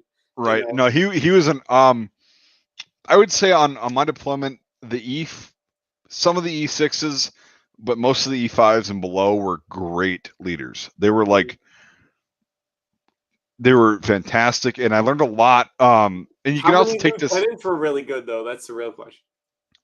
Oh, our platoon leader. Oh my God, he came in. He was active Army. He was in the 101st Airborne. He was a sergeant, and then he went to college, and then he joined the Guard, and he went to OCS, and he was a lieutenant. When we first got him as a lieutenant, we were like, "Oh God, this guy's gonna get us all fucking killed. Like, he's just not there. He's a weird dude. Like, a nice guy, but like he's very weird." And Cortez, if you're watching this, which I doubt you are because you're busy, you got a family now. So yeah, his last name was Cortez, and it was so funny. Like, when we were in Florida training to go to Iraq, right? Down at that your favorite base in the United States. Yeah, Camp Blanding. Yeah, we were there, and so we were in the back of a 5-ton, right? We were out doing a lane, which was like an approach on a village, right? And we were sitting in the back of the 5-ton, and we're like, what are we doing? Like, my fucking body's numb. Yep. Like, what are we doing? And it's like, Jesus Christ, it's like a half hour. And all of a sudden we see out of the back flap, the little thing that we can see out of the back flap is Cortez walking up with some other guys from the lane. They're actually running the lane, and he's like, sorry guys, I was sitting there shooting the shit and smoking hookah with them, and we're like, what the fuck? And he's like, yeah, everybody dismount. All right, and so we go to dismount. We do the lane, and we're all like completely numb from sitting in the back of a 5-ton for fucking hours. You're getting shook around, yeah. Right, and also I'm a private, so I'm in the middle of the 5-ton, like the back. I've got a guy in front of me that's like, we're like this, basically, their body armor on, and like we can't move. You can move your arms, but that's about it. So we get out, and it's like, fuck, we're getting out of the back of a 5-ton, and we drop down, and like, oh, my legs are asleep, shit. Yep, yeah, nothing quite works right because everything's numb. Yeah. Right, and so our PL, our platoon leader, Cortez, is like, yeah, we're smoking the hookah. All right, so here's what we got to do. And he goes to the platoon sergeant. We run the lanes, do the shooting and all that stuff, and like do the lane and everything, and then we get done, and then we realize that these guys that are running the lane have a hookah going, because there's guys from like Iraq and Afghanistan there, and they have a hookah going. It's tobacco. It's not weed or anything like that, or hash. No, it's not. And like, and so we get done running the lanes, and like they're like, who wants to smoke this? And I'm like, I'll do it. And so I go up there, and I just went,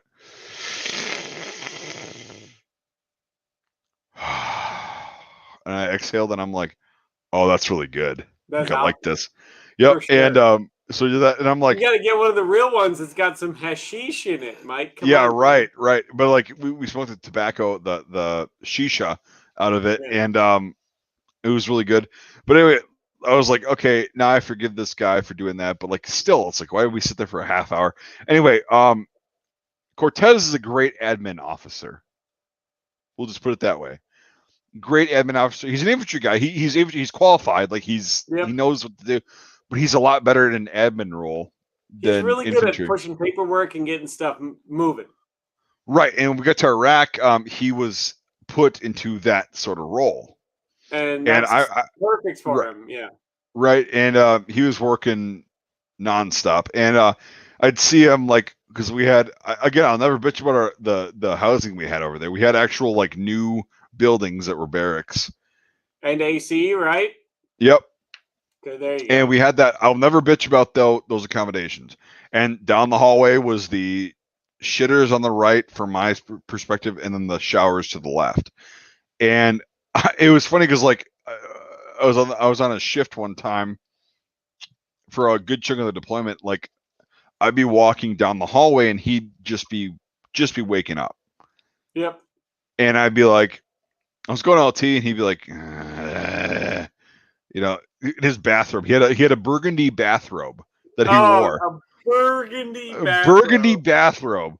And he's like, yeah. And I'm like, all right, cool. But before that, when we were in Texas, doing our pre-deployment shit, it was funny because like we were in bunks, we were all in like a big bay, all that shit. Yep. And one night I'm sitting there, and I just fallen asleep, right? But I've been telling Cortez about this game that I was playing called Blitzkrieg, which was fun. And it was Blitzkrieg 2. And I convinced him to download the cracked version off of Kazaa or some other, or LimeWire at that point. LimeWire. And so, LimeWire. And so he had done that and whatever. And I remember one night I was on the top bunk, and I get woken up, and he's like, hey, Birch, wake up. And I'm like, what the fuck? And I'm like, oh, LT, how's it going? Oh, what's going on? He goes, so I'm on the second level of Blitzkrieg, and so I got the trenches there, and like, how the fuck do I, not get those guys and he's like asking for advice on this game, and I'm like, and you're trying to sleep? Yeah. Yeah, and I said, LT, with all due respect, what the fuck? Like, I'm trying to sleep, like, what the fuck? He goes, I have to beat this level. And I'm like, at that point, it hit me. I'm like, this guy's a fucking nerd. Yeah. This guy's a fucking nerd. Well, I mean, if he's sleeping in that late, you're walking Right. past him. And Everybody else is asleep. Everybody else is asleep except. I had a leader that was the same way. He was up until like all hours of the morning. And so like his 5 hours of sleep, that's all he did was 5 hours a night. But he wouldn't go to sleep until like 3 a.m. Yeah, and it's weird. It's like I require a lot of sleep. That's just how I've always been. Sure. And he's like, I'm on level 2 and like I can't get past this shit, whatever, blah blah. And you're like, and I was like, with all due respect, LT, like I'm trying to fucking sleep. And he goes, yeah, I know, but like, you could just help me with this really quick. And I'm like, okay. So I jump down and like, I'm in my fucking underwear. Yeah. And like, I go over to his bunk, which is like 10 feet away, not that far. And he's got this little setup with his computer and everything. And he's like, all right, so what do I do here? I'm like, bring that unit up and like, do this for the whatever, blah, blah, blah. And then he ends up beating the level. And I'm like, can I go to sleep now? He goes, oh yeah, you could always go to sleep. But like, yeah, I just want to beat this level. And I'm like, all right, we'll see you in the morning, LT. And, and then I went back and then I woke my bunkmate up when I was going in, top bunk. Climbing up the little fucking rickety ladder to. He goes, what's going on? I'm like, LT wanted me to help him beat a fucking level on a video game. And he goes, Jesus. He rolls over, and then I just went to sleep. But that's when I knew that he was good. But yeah, when we got over there, that guy worked his ass off. Yeah, so that was my my platoon leader. For sure. I mean, honestly, sounds like a pretty awesome guy. I still keep in touch with him. He's he's a great guy. I think he's a major now. Oh my gosh. Yeah, like I think he's a major or possibly lieutenant colonel.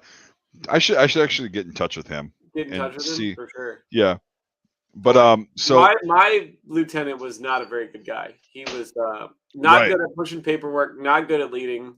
Yeah, a lot of people had issues with him. He was replaced eventually, basically right near the end. He was kind of relieved, actually. Yeah. So, but he was a really good people person. He always knew the right thing to say to like. Right. He was a very good therapist. Not a very good soldier, not a very good officer, but he was a really, really nice guy. You know what I mean? Well, that's I noticed a lot in the infantry is like a lot of the officers are like what you just described, and it's. I mean, as an infantry officer, there are things that you should do for sure, and also Cortez got us lost a lot in Kuwait, which I told you about. I've talked about the live streams. So, I mean, it makes sense. Well, it was. Oh my God. When Chris is on again, the fake 11 Bravo guy that never actually did anything. When he gets back on here, I'll tell some stories. Remind me. I'll tell some stories of Lieutenant Cortez. For sure. Also, we got to make Michael puke. Oh well, yeah. I mean that's always in the hopper, but we haven't streamed in the past couple weeks. To see that. Right, but like we haven't streamed the past couple of weeks. I think we should just get back on schedule, which is like kind of the whole thing. Yeah, and we're good. But from here on out, yeah, and it's fun. But yeah, when Chris is on, I think because he's such a great down to earth guy. Yeah, he was an infantry guy, and he just gets the shit and like. He's super chill. I love how he's just like you and me. He's so chill all the time, which I like. Right. Yeah. He's just like, hey, yeah, it's funny stories, but like, remind me to tell you and him when he's on, probably on a Wednesday. That's when he's got time off. To tell, yeah, he's still watching. Tell you the stories of in Kuwait right before we went up to Iraq. We were there. We were in Kuwait for 2 weeks and then went up to Iraq. But like in Kuwait, it was. There, our unit had to pay out funds because we fucked up that bad.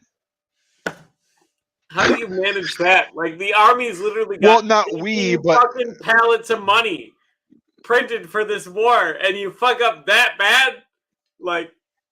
Right. Hey, Chris, are you occupied right now, or can you come on for a bit? Because this is a couple funny stories. I get it's a Friday and everything, but like, yeah, just let me know on the chat if you're. I mean, he's in the chat. He could probably be here, you know. Well, no, him being in the chat means that he's just kind of commenting and watching every once in a while. But like, usually Wednesdays are better for him. But oh I mean, god, we could plan to do this for next Wednesday. We could literally plan this. Oh, for sure, absolutely. And but no, my LT, he was our platoon leader was, dude. I still keep in touch with him. Like he's a good guy. He's also a reenactor.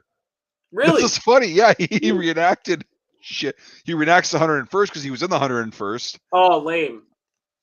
Well, he was in the 101st. Like, yeah, so was everyone else and their grandmother. But well, right. But even I know that, and it's like, come on now. I'm like, you know how many fucking Screaming Eagle patches I've seen? It's like, who wasn't in the 101st? It's like half the U.S. Army at this point. Right. But no, he actually legitimately was. That's the thing. And so I was like, okay, yeah, you can do that. But yeah, my LT was a great guy, and he also looked out for all of us. Like he was a great infantry leader. That's a good thing in a leader. So I still have the blanket. So he had in his hometown, they bought a bunch of ACU material, right? Yeah. And they made quilts. And I still have that quilt, which I used. What's up? Look at that. Who? Wednesday's better. Yeah, I see that. Bam. Yeah. So he had quilts made out of ACU material with like whatever cloth in there, but it was also they were made so well, and he gave it to all the guys in his platoon. He's like, all 30 of us. He's like, here you go. And can I get one in not UCP? Right, but like, no, it was cool. Is I actually strapped that bitch onto the bottom of my assault pack when I was traveling, and used it as a pillow or a blanket or whatever. And it was so good because it's like nobody of any rank questioned that. They're like, cool, you know, nice. And because it was so like blended in, but it was such a great piece of equipment, and I still have it somewhere. For sure. And I don't want to use it, of course, because I did the same thing. I have my red and black buffalo check wool blanket that I carried all over, and everyone's like, "There you go." And I liked it because it was bigger than the standard like blanket. I was like, "Fuck yeah!" I could really like roll up in it like a taquito, you know? Right. And basically, what he had made was a whoopee with insulation and heavier material. I feel like a whoopee would be awesome with like the regular uniform material and not the nylon. And that's exactly what it was. And it was like, it was so good. And I used that. And he just literally one day, he's like, he came to our room, he knocked, he goes, all right, hey, you guys, you're in first platoon. I had these made. Here you go. And we're like, that sounds awesome. Oh, okay. He's like, yeah, just whatever. Like, here you go. And he is a great guy. He's not dead or anything. He's got a family now. He's got Where do I sign up for one of those UCP blankets? Well, you'd have to be in Iraq with us in 2009. Ah, shit. And you weren't, and you're a little bit young for that.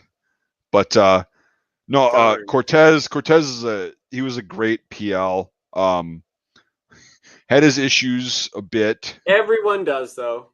But no, he was I have no qualms. And the fact that he's at least a major, last time I checked, I hope he's lieutenant colonel if he's still in. Or full bird. Yeah, I mean he's a fantastic officer. Like he's not necessarily a good field officer, but he's a great officer, like admin and administrator. Yeah, taking care of people. Like he knows that from his infantry days. And so he's a fucking great guy. So. But yeah, and then our platoon sergeant, what changed so fucking much. Yeah, you were telling me about that. You had quite a few of those. Well, I had 7 squad leaders while we were deployed. 7. That's a lot. I had 2, changing. And I thought that was a lot. So. Right, and it kept changing, and it was like, okay. That's also a good thing, though, to like learn about leadership styles and methods of being a leader. Well, that's just adding data points to the graph, you know. Right, so. Not just in the military, but like in the civilian world. It's like, I know what works for, certain groups of people and, age groups and how to manage people. I know that a lot better now because I had really shitty leaders and I had really good leaders. And so again, like you said, graphing those points and figuring out the common denominator is like, I know people are math geniuses would be like, that's not how it works. I know, I'm not a math guy. Shut up, math people. Get out of here. Right. But, like figuring out the common thing that like works as far as a leader, again, not just people think that like the military's its own thing. It's like, no, I was infantry, so I have 8 transferable college credits to Phi-Ed. Okay. Technically in the civilian world. However, if you go past that and you go, well, I did have all these leaders, these different leadership styles and whatever, of different ages, and they had, whatever, and what worked and what didn't is more valuable than any college credits that I could ever receive. For sure. I definitely learned more than I ever would in college. Right. And I got so much more valuable experience about people and how an operation and how a business and how a unit runs and how people can be pushed to work together or not work together, or to see stuff that doesn't work, see stuff that does work in an environment where everything needs to work literally perfectly. Oh yeah, absolutely. Yeah, and yeah, that's a very good skill that the military teaches people, and how to work as a team too. It's like, I worked with people, and I'm sure you did too, and Chris did, and fucking Chunky did. There's people that they mean well, but they can fuck up and ruin your life. But it's also like, you don't like these people. Like you're like, I fucking, you don't need to like these people, but if they do something good, fuck them. That's all you need. So like, right, and it's like, you also have to work with people that you don't like. You have to also have to have that reliance, like, right, exactly, and that even the people that you hate, you have to have that understanding of, I hate you, you hate me. But we have shit. We have more important shit to do. When also it's like, I will still drag you out of a bad spot if that happens. For sure. And I would expect the same thing. Like the guys that hated me and the guys that I hated, I still had that understanding of like, if I got hit hard where I couldn't move. Yeah. They would still save you because it's part of the job. And I would save them. I would literally go out there. I would risk my life to grab them and pull them back. And it's what expected. And you don't need to get along to know that is going to happen. Right, and that's why, like, I try to explain to people. It's not like this hardcore military thing. It's just like, it's a weird kind of mentality and a bond that you have with these people. You know what I mean? Like, it's very different because it's based on fear. Right, it's based a lot of it. Yeah, like I have a problem, and you also have the same thing. Where you have a problem with a lot of people that can't make up their mind, and you have a problem with a lot of people that have a lot of bullshit. It's like, no, this is what is going to happen. Right. And this is going to happen. If it does happen, here is what you do. I don't have time for this bullshit. I tell people that all the time. Like, I'm sorry, I don't have time for this. If you want to pout and be mad at me, I'll go off and do something else. Come back to me when you're ready to work this out. You know what I mean? Right. And there's tons of people out there like that. I don't have time for that bullshit. But like, there's definitely people that are like, understandable. When I work through this stuff, back to square one. We'll get whatever needs to be done. Right. Yeah. It's and that's the thing. Like in the military, it's like, especially when you're deployed, you could have all these dramatic things happening with people, like the fucking whatever, like you just described. And what was really cool about being in a line infantry company is, we're dealing with bullshit. We've had these spats. But once everything really kicks off, everybody's got the same goal. Right. And that, like, it's like this this trust. Yep. That I've never had with anybody who has not been in that situation. If that makes sense. Yep. I get it entirely. It's a really hard thing to describe because it is. And it's a trust that most people, like you were saying, like the situation you just described is like, they're spewing shit. You're like, I don't have time for this.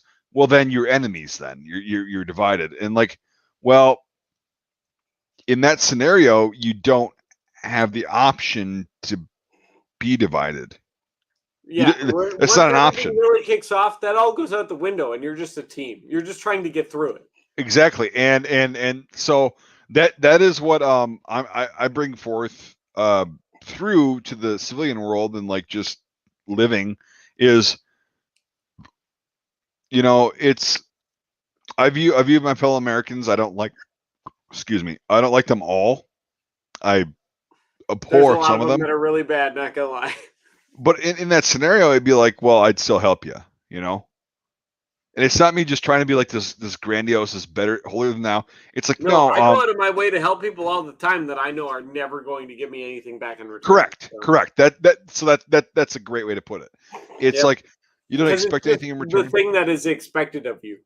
And then I think a lot of that is from being in the military and having that understanding, that trust, where you go, well, I feel better when I know that, I can trust that person that hates me. Like we can't even talk.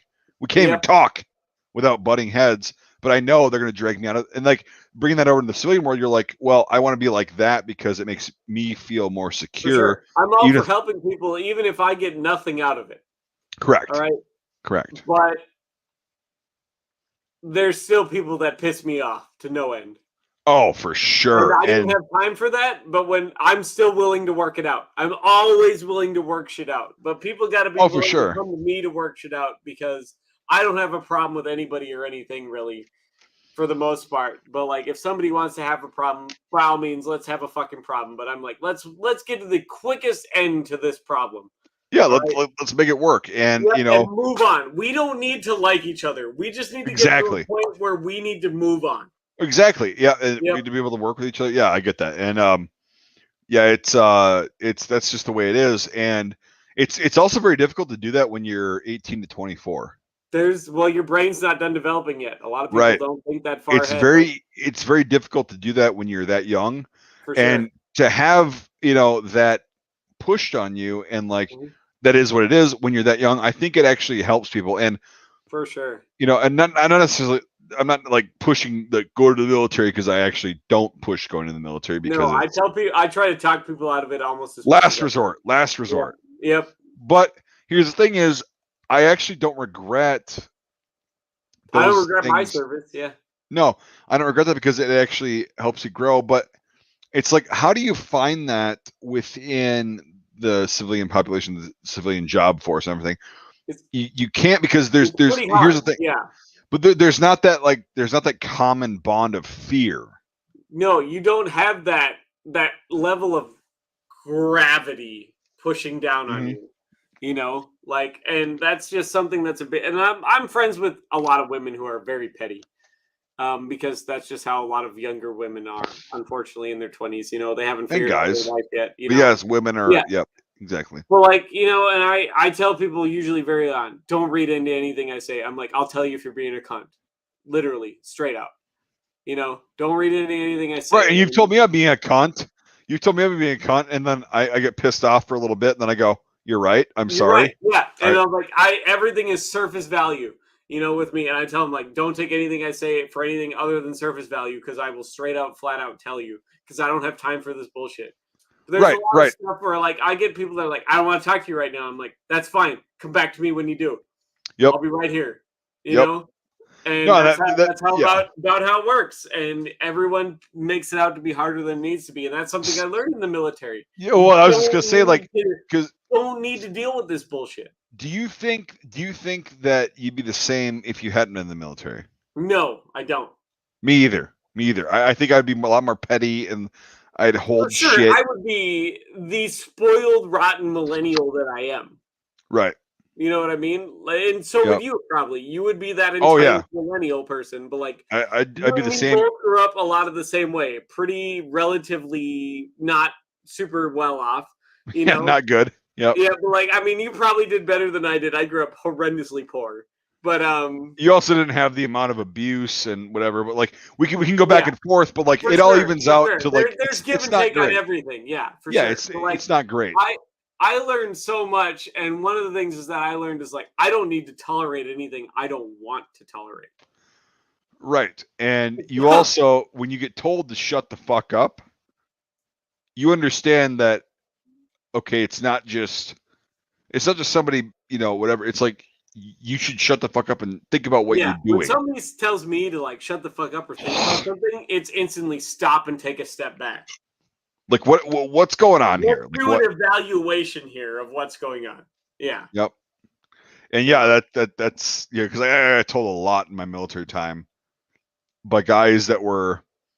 I mean, here's the thing: is like in the infantry, it drives me nuts about films. Is like, oh, the average is 18. Yeah, okay, for maybe privates, maybe. Yeah, whereas like most people are going to be in their 20s.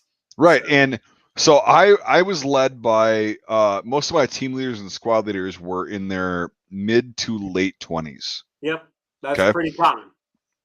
And I would be running my mouth saying stupid shit, and they'd just be like, hey, how about this?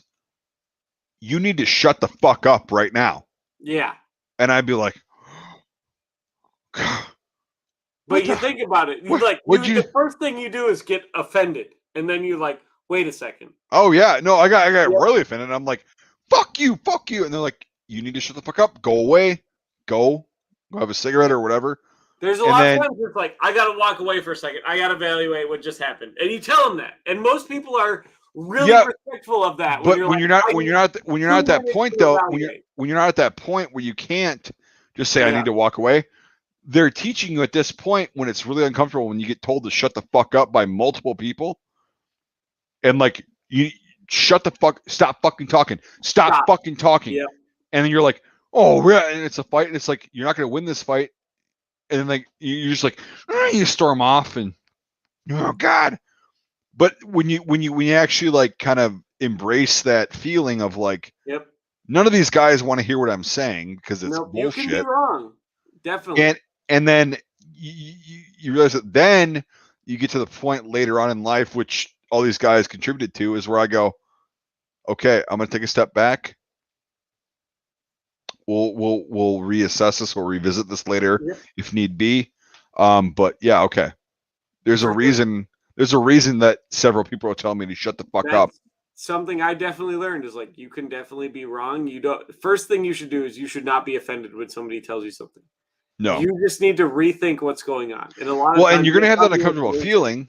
That's the thing is like, if somebody tells you that you're fucking wrong and that you need to shut up, you get that offended feeling. And the problem is like most people just go with that offended feeling. They go, it's your fault. It's your fault. Defensive, but like, no, a lot of times it's like the first thing I step into now because of the military is this reevaluation period. Right. It's like, what is really happening?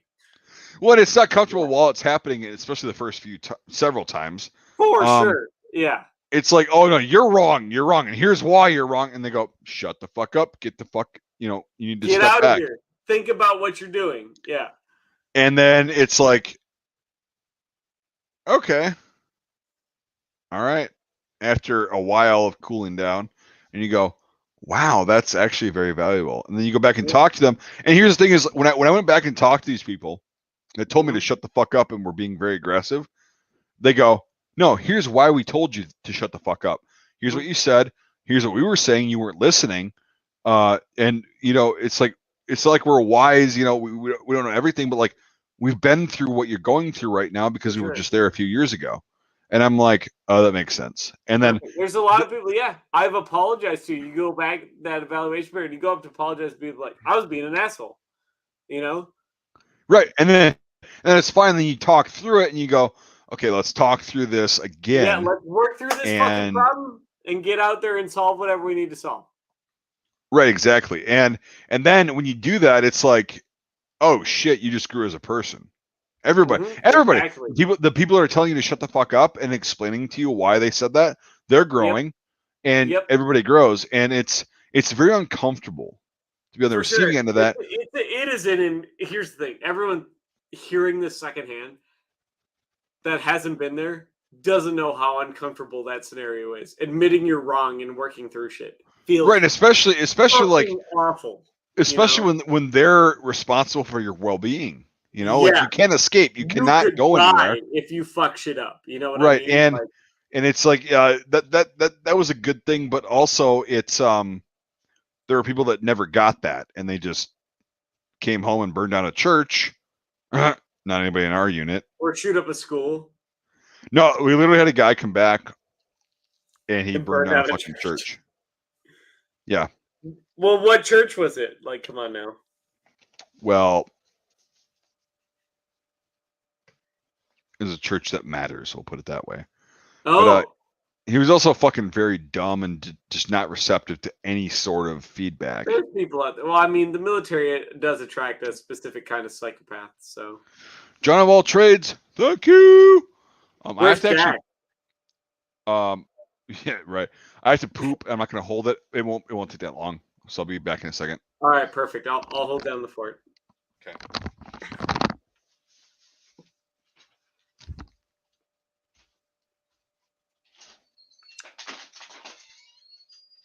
I mean, church is good for the people that like it. Church has its place, believe it or not. So, church does have its place.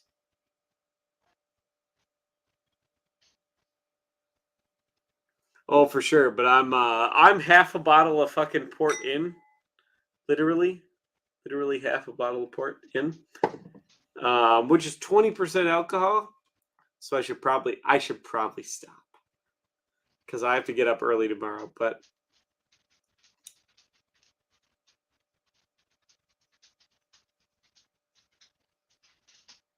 there's a lot of stuff that I learned. A lot of stuff that I learned. Used to be religious, not super religious anymore. You know, just how it is. You live, you learn, you decide what's right for you, and then you die.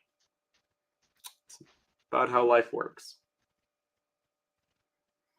Not much you could do, not much past that you could do.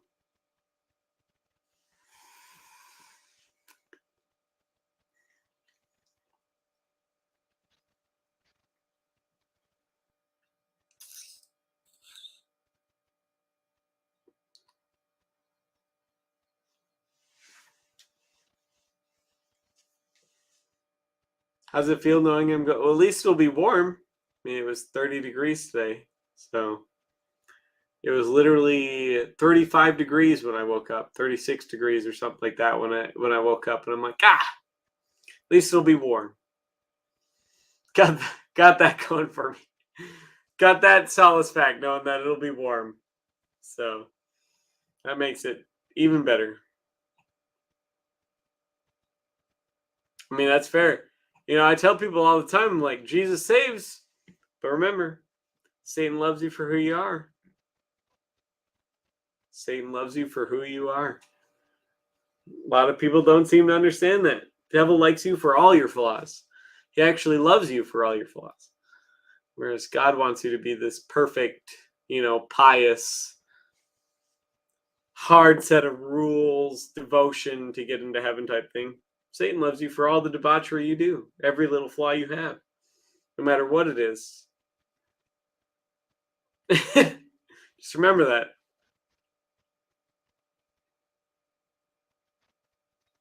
Oh, Harold? Let's see here. He's doing pretty well. He's hanging out over there. They're in the corner. Doing good. Being very well behaved. Keeps it down, doesn't pee on the rug or anything. He's doing quite well. Can't go wrong. Oh, for sure. I'm hoping to not be on too much longer. I gotta get up early. That is for sure. Gotta work tomorrow morning. Best plant 20. He's from 1981. Actually, that's when his date stamp is. I mean, the SVTs are very inflated right now, so not really.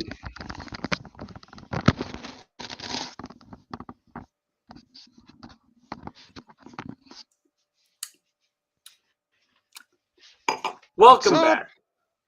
We're almost on 2 hours. I know we are, which is like, damn, I'm half a bottle of port in. Port, what percent? 20. Port has to be bottled at a minimum of 20 and a maximum of 40. Yeah, so have fun with that. Yeah, it's probably going to be one hell of a morning tomorrow. But yeah, I'm literally halfway into that bottle. So yeah, that's years ago. A friend of mine and I went to a wine tasting at a local winery, yeah, and it was kind of a blind, like just whatever, got what you got. And we were like, we tasted the port, and we're like, this is the best by this far. They're is like, fantastic. Port is fantastic. yep, and they're like, yeah, it's 20%, and we're like, oh, that's why. Oh shit. Yeah, it doesn't taste like it's 20% though, but holy shit. Couple of drinks. You get a couple glasses of port and you're like, I'm fucked up. Julian. Julian. Yeah. Don't ever a fella get a couple drinks around here, do you, bud? Jesus Fucking Christ. Christ. That's a great show though. Yeah. God damn. All right. I Well, need to rewatch that at some point. oh yeah, for sure. Like we should you should come down here for a couple days and we could just binge it. Binge watch it. We'll have it chicken fingers. The good kind, $8. The good kind, $8, yeah. We could do that. We could just Make binge it watch. on a pizza oven on top of a car, plugged Right. in with an extension cord. Yeah, it's not great. And then the kitchen sink is like a fucking garden hose duct taped to the side of his fucking shitmobile. Yes. Yep. Oh, Yeah. that's perfect. You can't go wrong with that. That's for sure. All right, if you want to check off, we can definitely check off. 2 hours is good. Perfectly good for me. I gotta get up early tomorrow. You know me. Well, same, and I gotta actually go through You gotta 5 pallets worth of shit. Oh, yeah. really quick, check this out, Devin. Check this out. So I rolled the dice and I got a bunch of Polish wool blankets. Polish wool blankets. They're actually like government issued. Look at that. I want one. Oh, yeah, this is just one pattern. They come in like multiple patterns. And this wool it's at least 70%, but it's soft and it's what size are those blankets? I haven't actually pulled this out, but it's like probably I don't know, normal probably size. Like the 80 by whatever normal. Yeah, and I love. I'm actually gonna keep a few of these. Giving them away to people, so. Right, like I'm gonna actually like keep a few of these, put them in the vehicles. Perfect. How much do you want for them? Well, they're like mostly wool and they're heavy and they're brand new. So I'm gonna probably sell them on the site for $60. $60 each? I'll take 2. Okay, we'll work that out. Work that out. But yeah, that was one of the patterns. I'm like, this is fucking awesome. Like that is awesome. I love fucking wool blankets. You can never have enough wool blankets. Oh man, and they're not itchy either. They're like really soft. For sure. I do this thing where like I have a template for it, kind of like Like it does, where I convert them into hoodies. Yeah, I mean, go for it. Like there's I'll send you like as I'm unboxing the shit tomorrow. I'll like send you all the different patterns that come in there and perfect. I'll pick 2 out. We could definitely do that. I'll get you some money. I need money. But anyway, yeah, it's they're fucking awesome. They're better than I expected. I might actually get more. You should. Wool blankets are like they're gonna consistently sell. Everyone loves a nice fucking wool blanket. Right. If it's at least 70%, it's like fucking anything above 70%, you're gonna get all the good properties of wool, but that's what I'm saying. Like it's not itchy at all. It's very soft. Here's the tag on there. Yeah. Yeah, it's great. So anyway, yeah, so let's call it good stream. That's good right, stream. I agree. So, all right, everybody, thank you for the super chats. 11 Brother Crunchy, you're still a poser wannabe. And someday I'll 6 Stolen Valor on you because and whatever. Of course, Jones. Yeah, Jones also gonna 6 Stolen Valor on you. It's just a matter of time. So Well, I won't do anything to you guys. You're all good people in my book. Fucking Christ. Till you But anyway, prove otherwise, you're all good people in my book. You've been drinking wine. That's why you love everybody. It's like what? Wine is the wine. I'm hugging random people when I'm drunk and shit. Like, that's just who I am. Yeah, I know. But look, hear me out. Wine is the Molly of fucking alcohol. That's it. It is. It is. Wine is the Molly of alcohol. Like, yeah. It's you love everybody. You're like, I'm feeling so goddamn good right now. Fantastic. Yep. And then you wake up in the morning, you're like, just put a bullet in my fucking head. Just end it. Just we're done. Like, just end it. There's not enough Tylenol in the world that can fix this. Let's have Tylenol while it's still processing in your fucking liver. Let's have Tylenol and like destroy ourselves. Motrin won't work, but yeah. Motrin's the shit. Motrin will fix anything though. What's ibuprofen? Yeah, but it'll fix anything. Right. All right, everybody. All right, everybody. Yeah. Take some fucking Motrin. Change your socks. Drink water. Face out and pull security. Yep. Face out and pull security. Yep, you'll be done. Set. All right. You'll be ready to drink. Cool beans. All right, everybody. Thanks for the super chats. We'll keep this thing going about the firearms in a certain situation. We'll do that. It's very fun, and it's also educational because we actually explain why and whatever. So yep, there's some history behind it. Exactly. So all right, everybody. Devon, do your little Canadian salute. I always give you shit. Like, I'm like, you should be saluting like this. Yeah. But yeah, the Canadian salute and the American salute. Most of the just like everyone else, yeah. Most of NATO salutes. Like, the only guys that actually did this shit were the Brits and Iraq and Kuwait.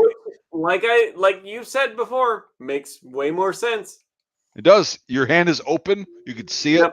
You show that you are unarmed. Definitely. Right. Yeah, most of the NATO forces, because like I was a nerd even then, and I could recognize like officer ranks, like the Swedes and the Germans and whatever. And I'd be like, doing this, and they'd return it back with that. And I'm like, excellent. So, yep. All right, but anyway, all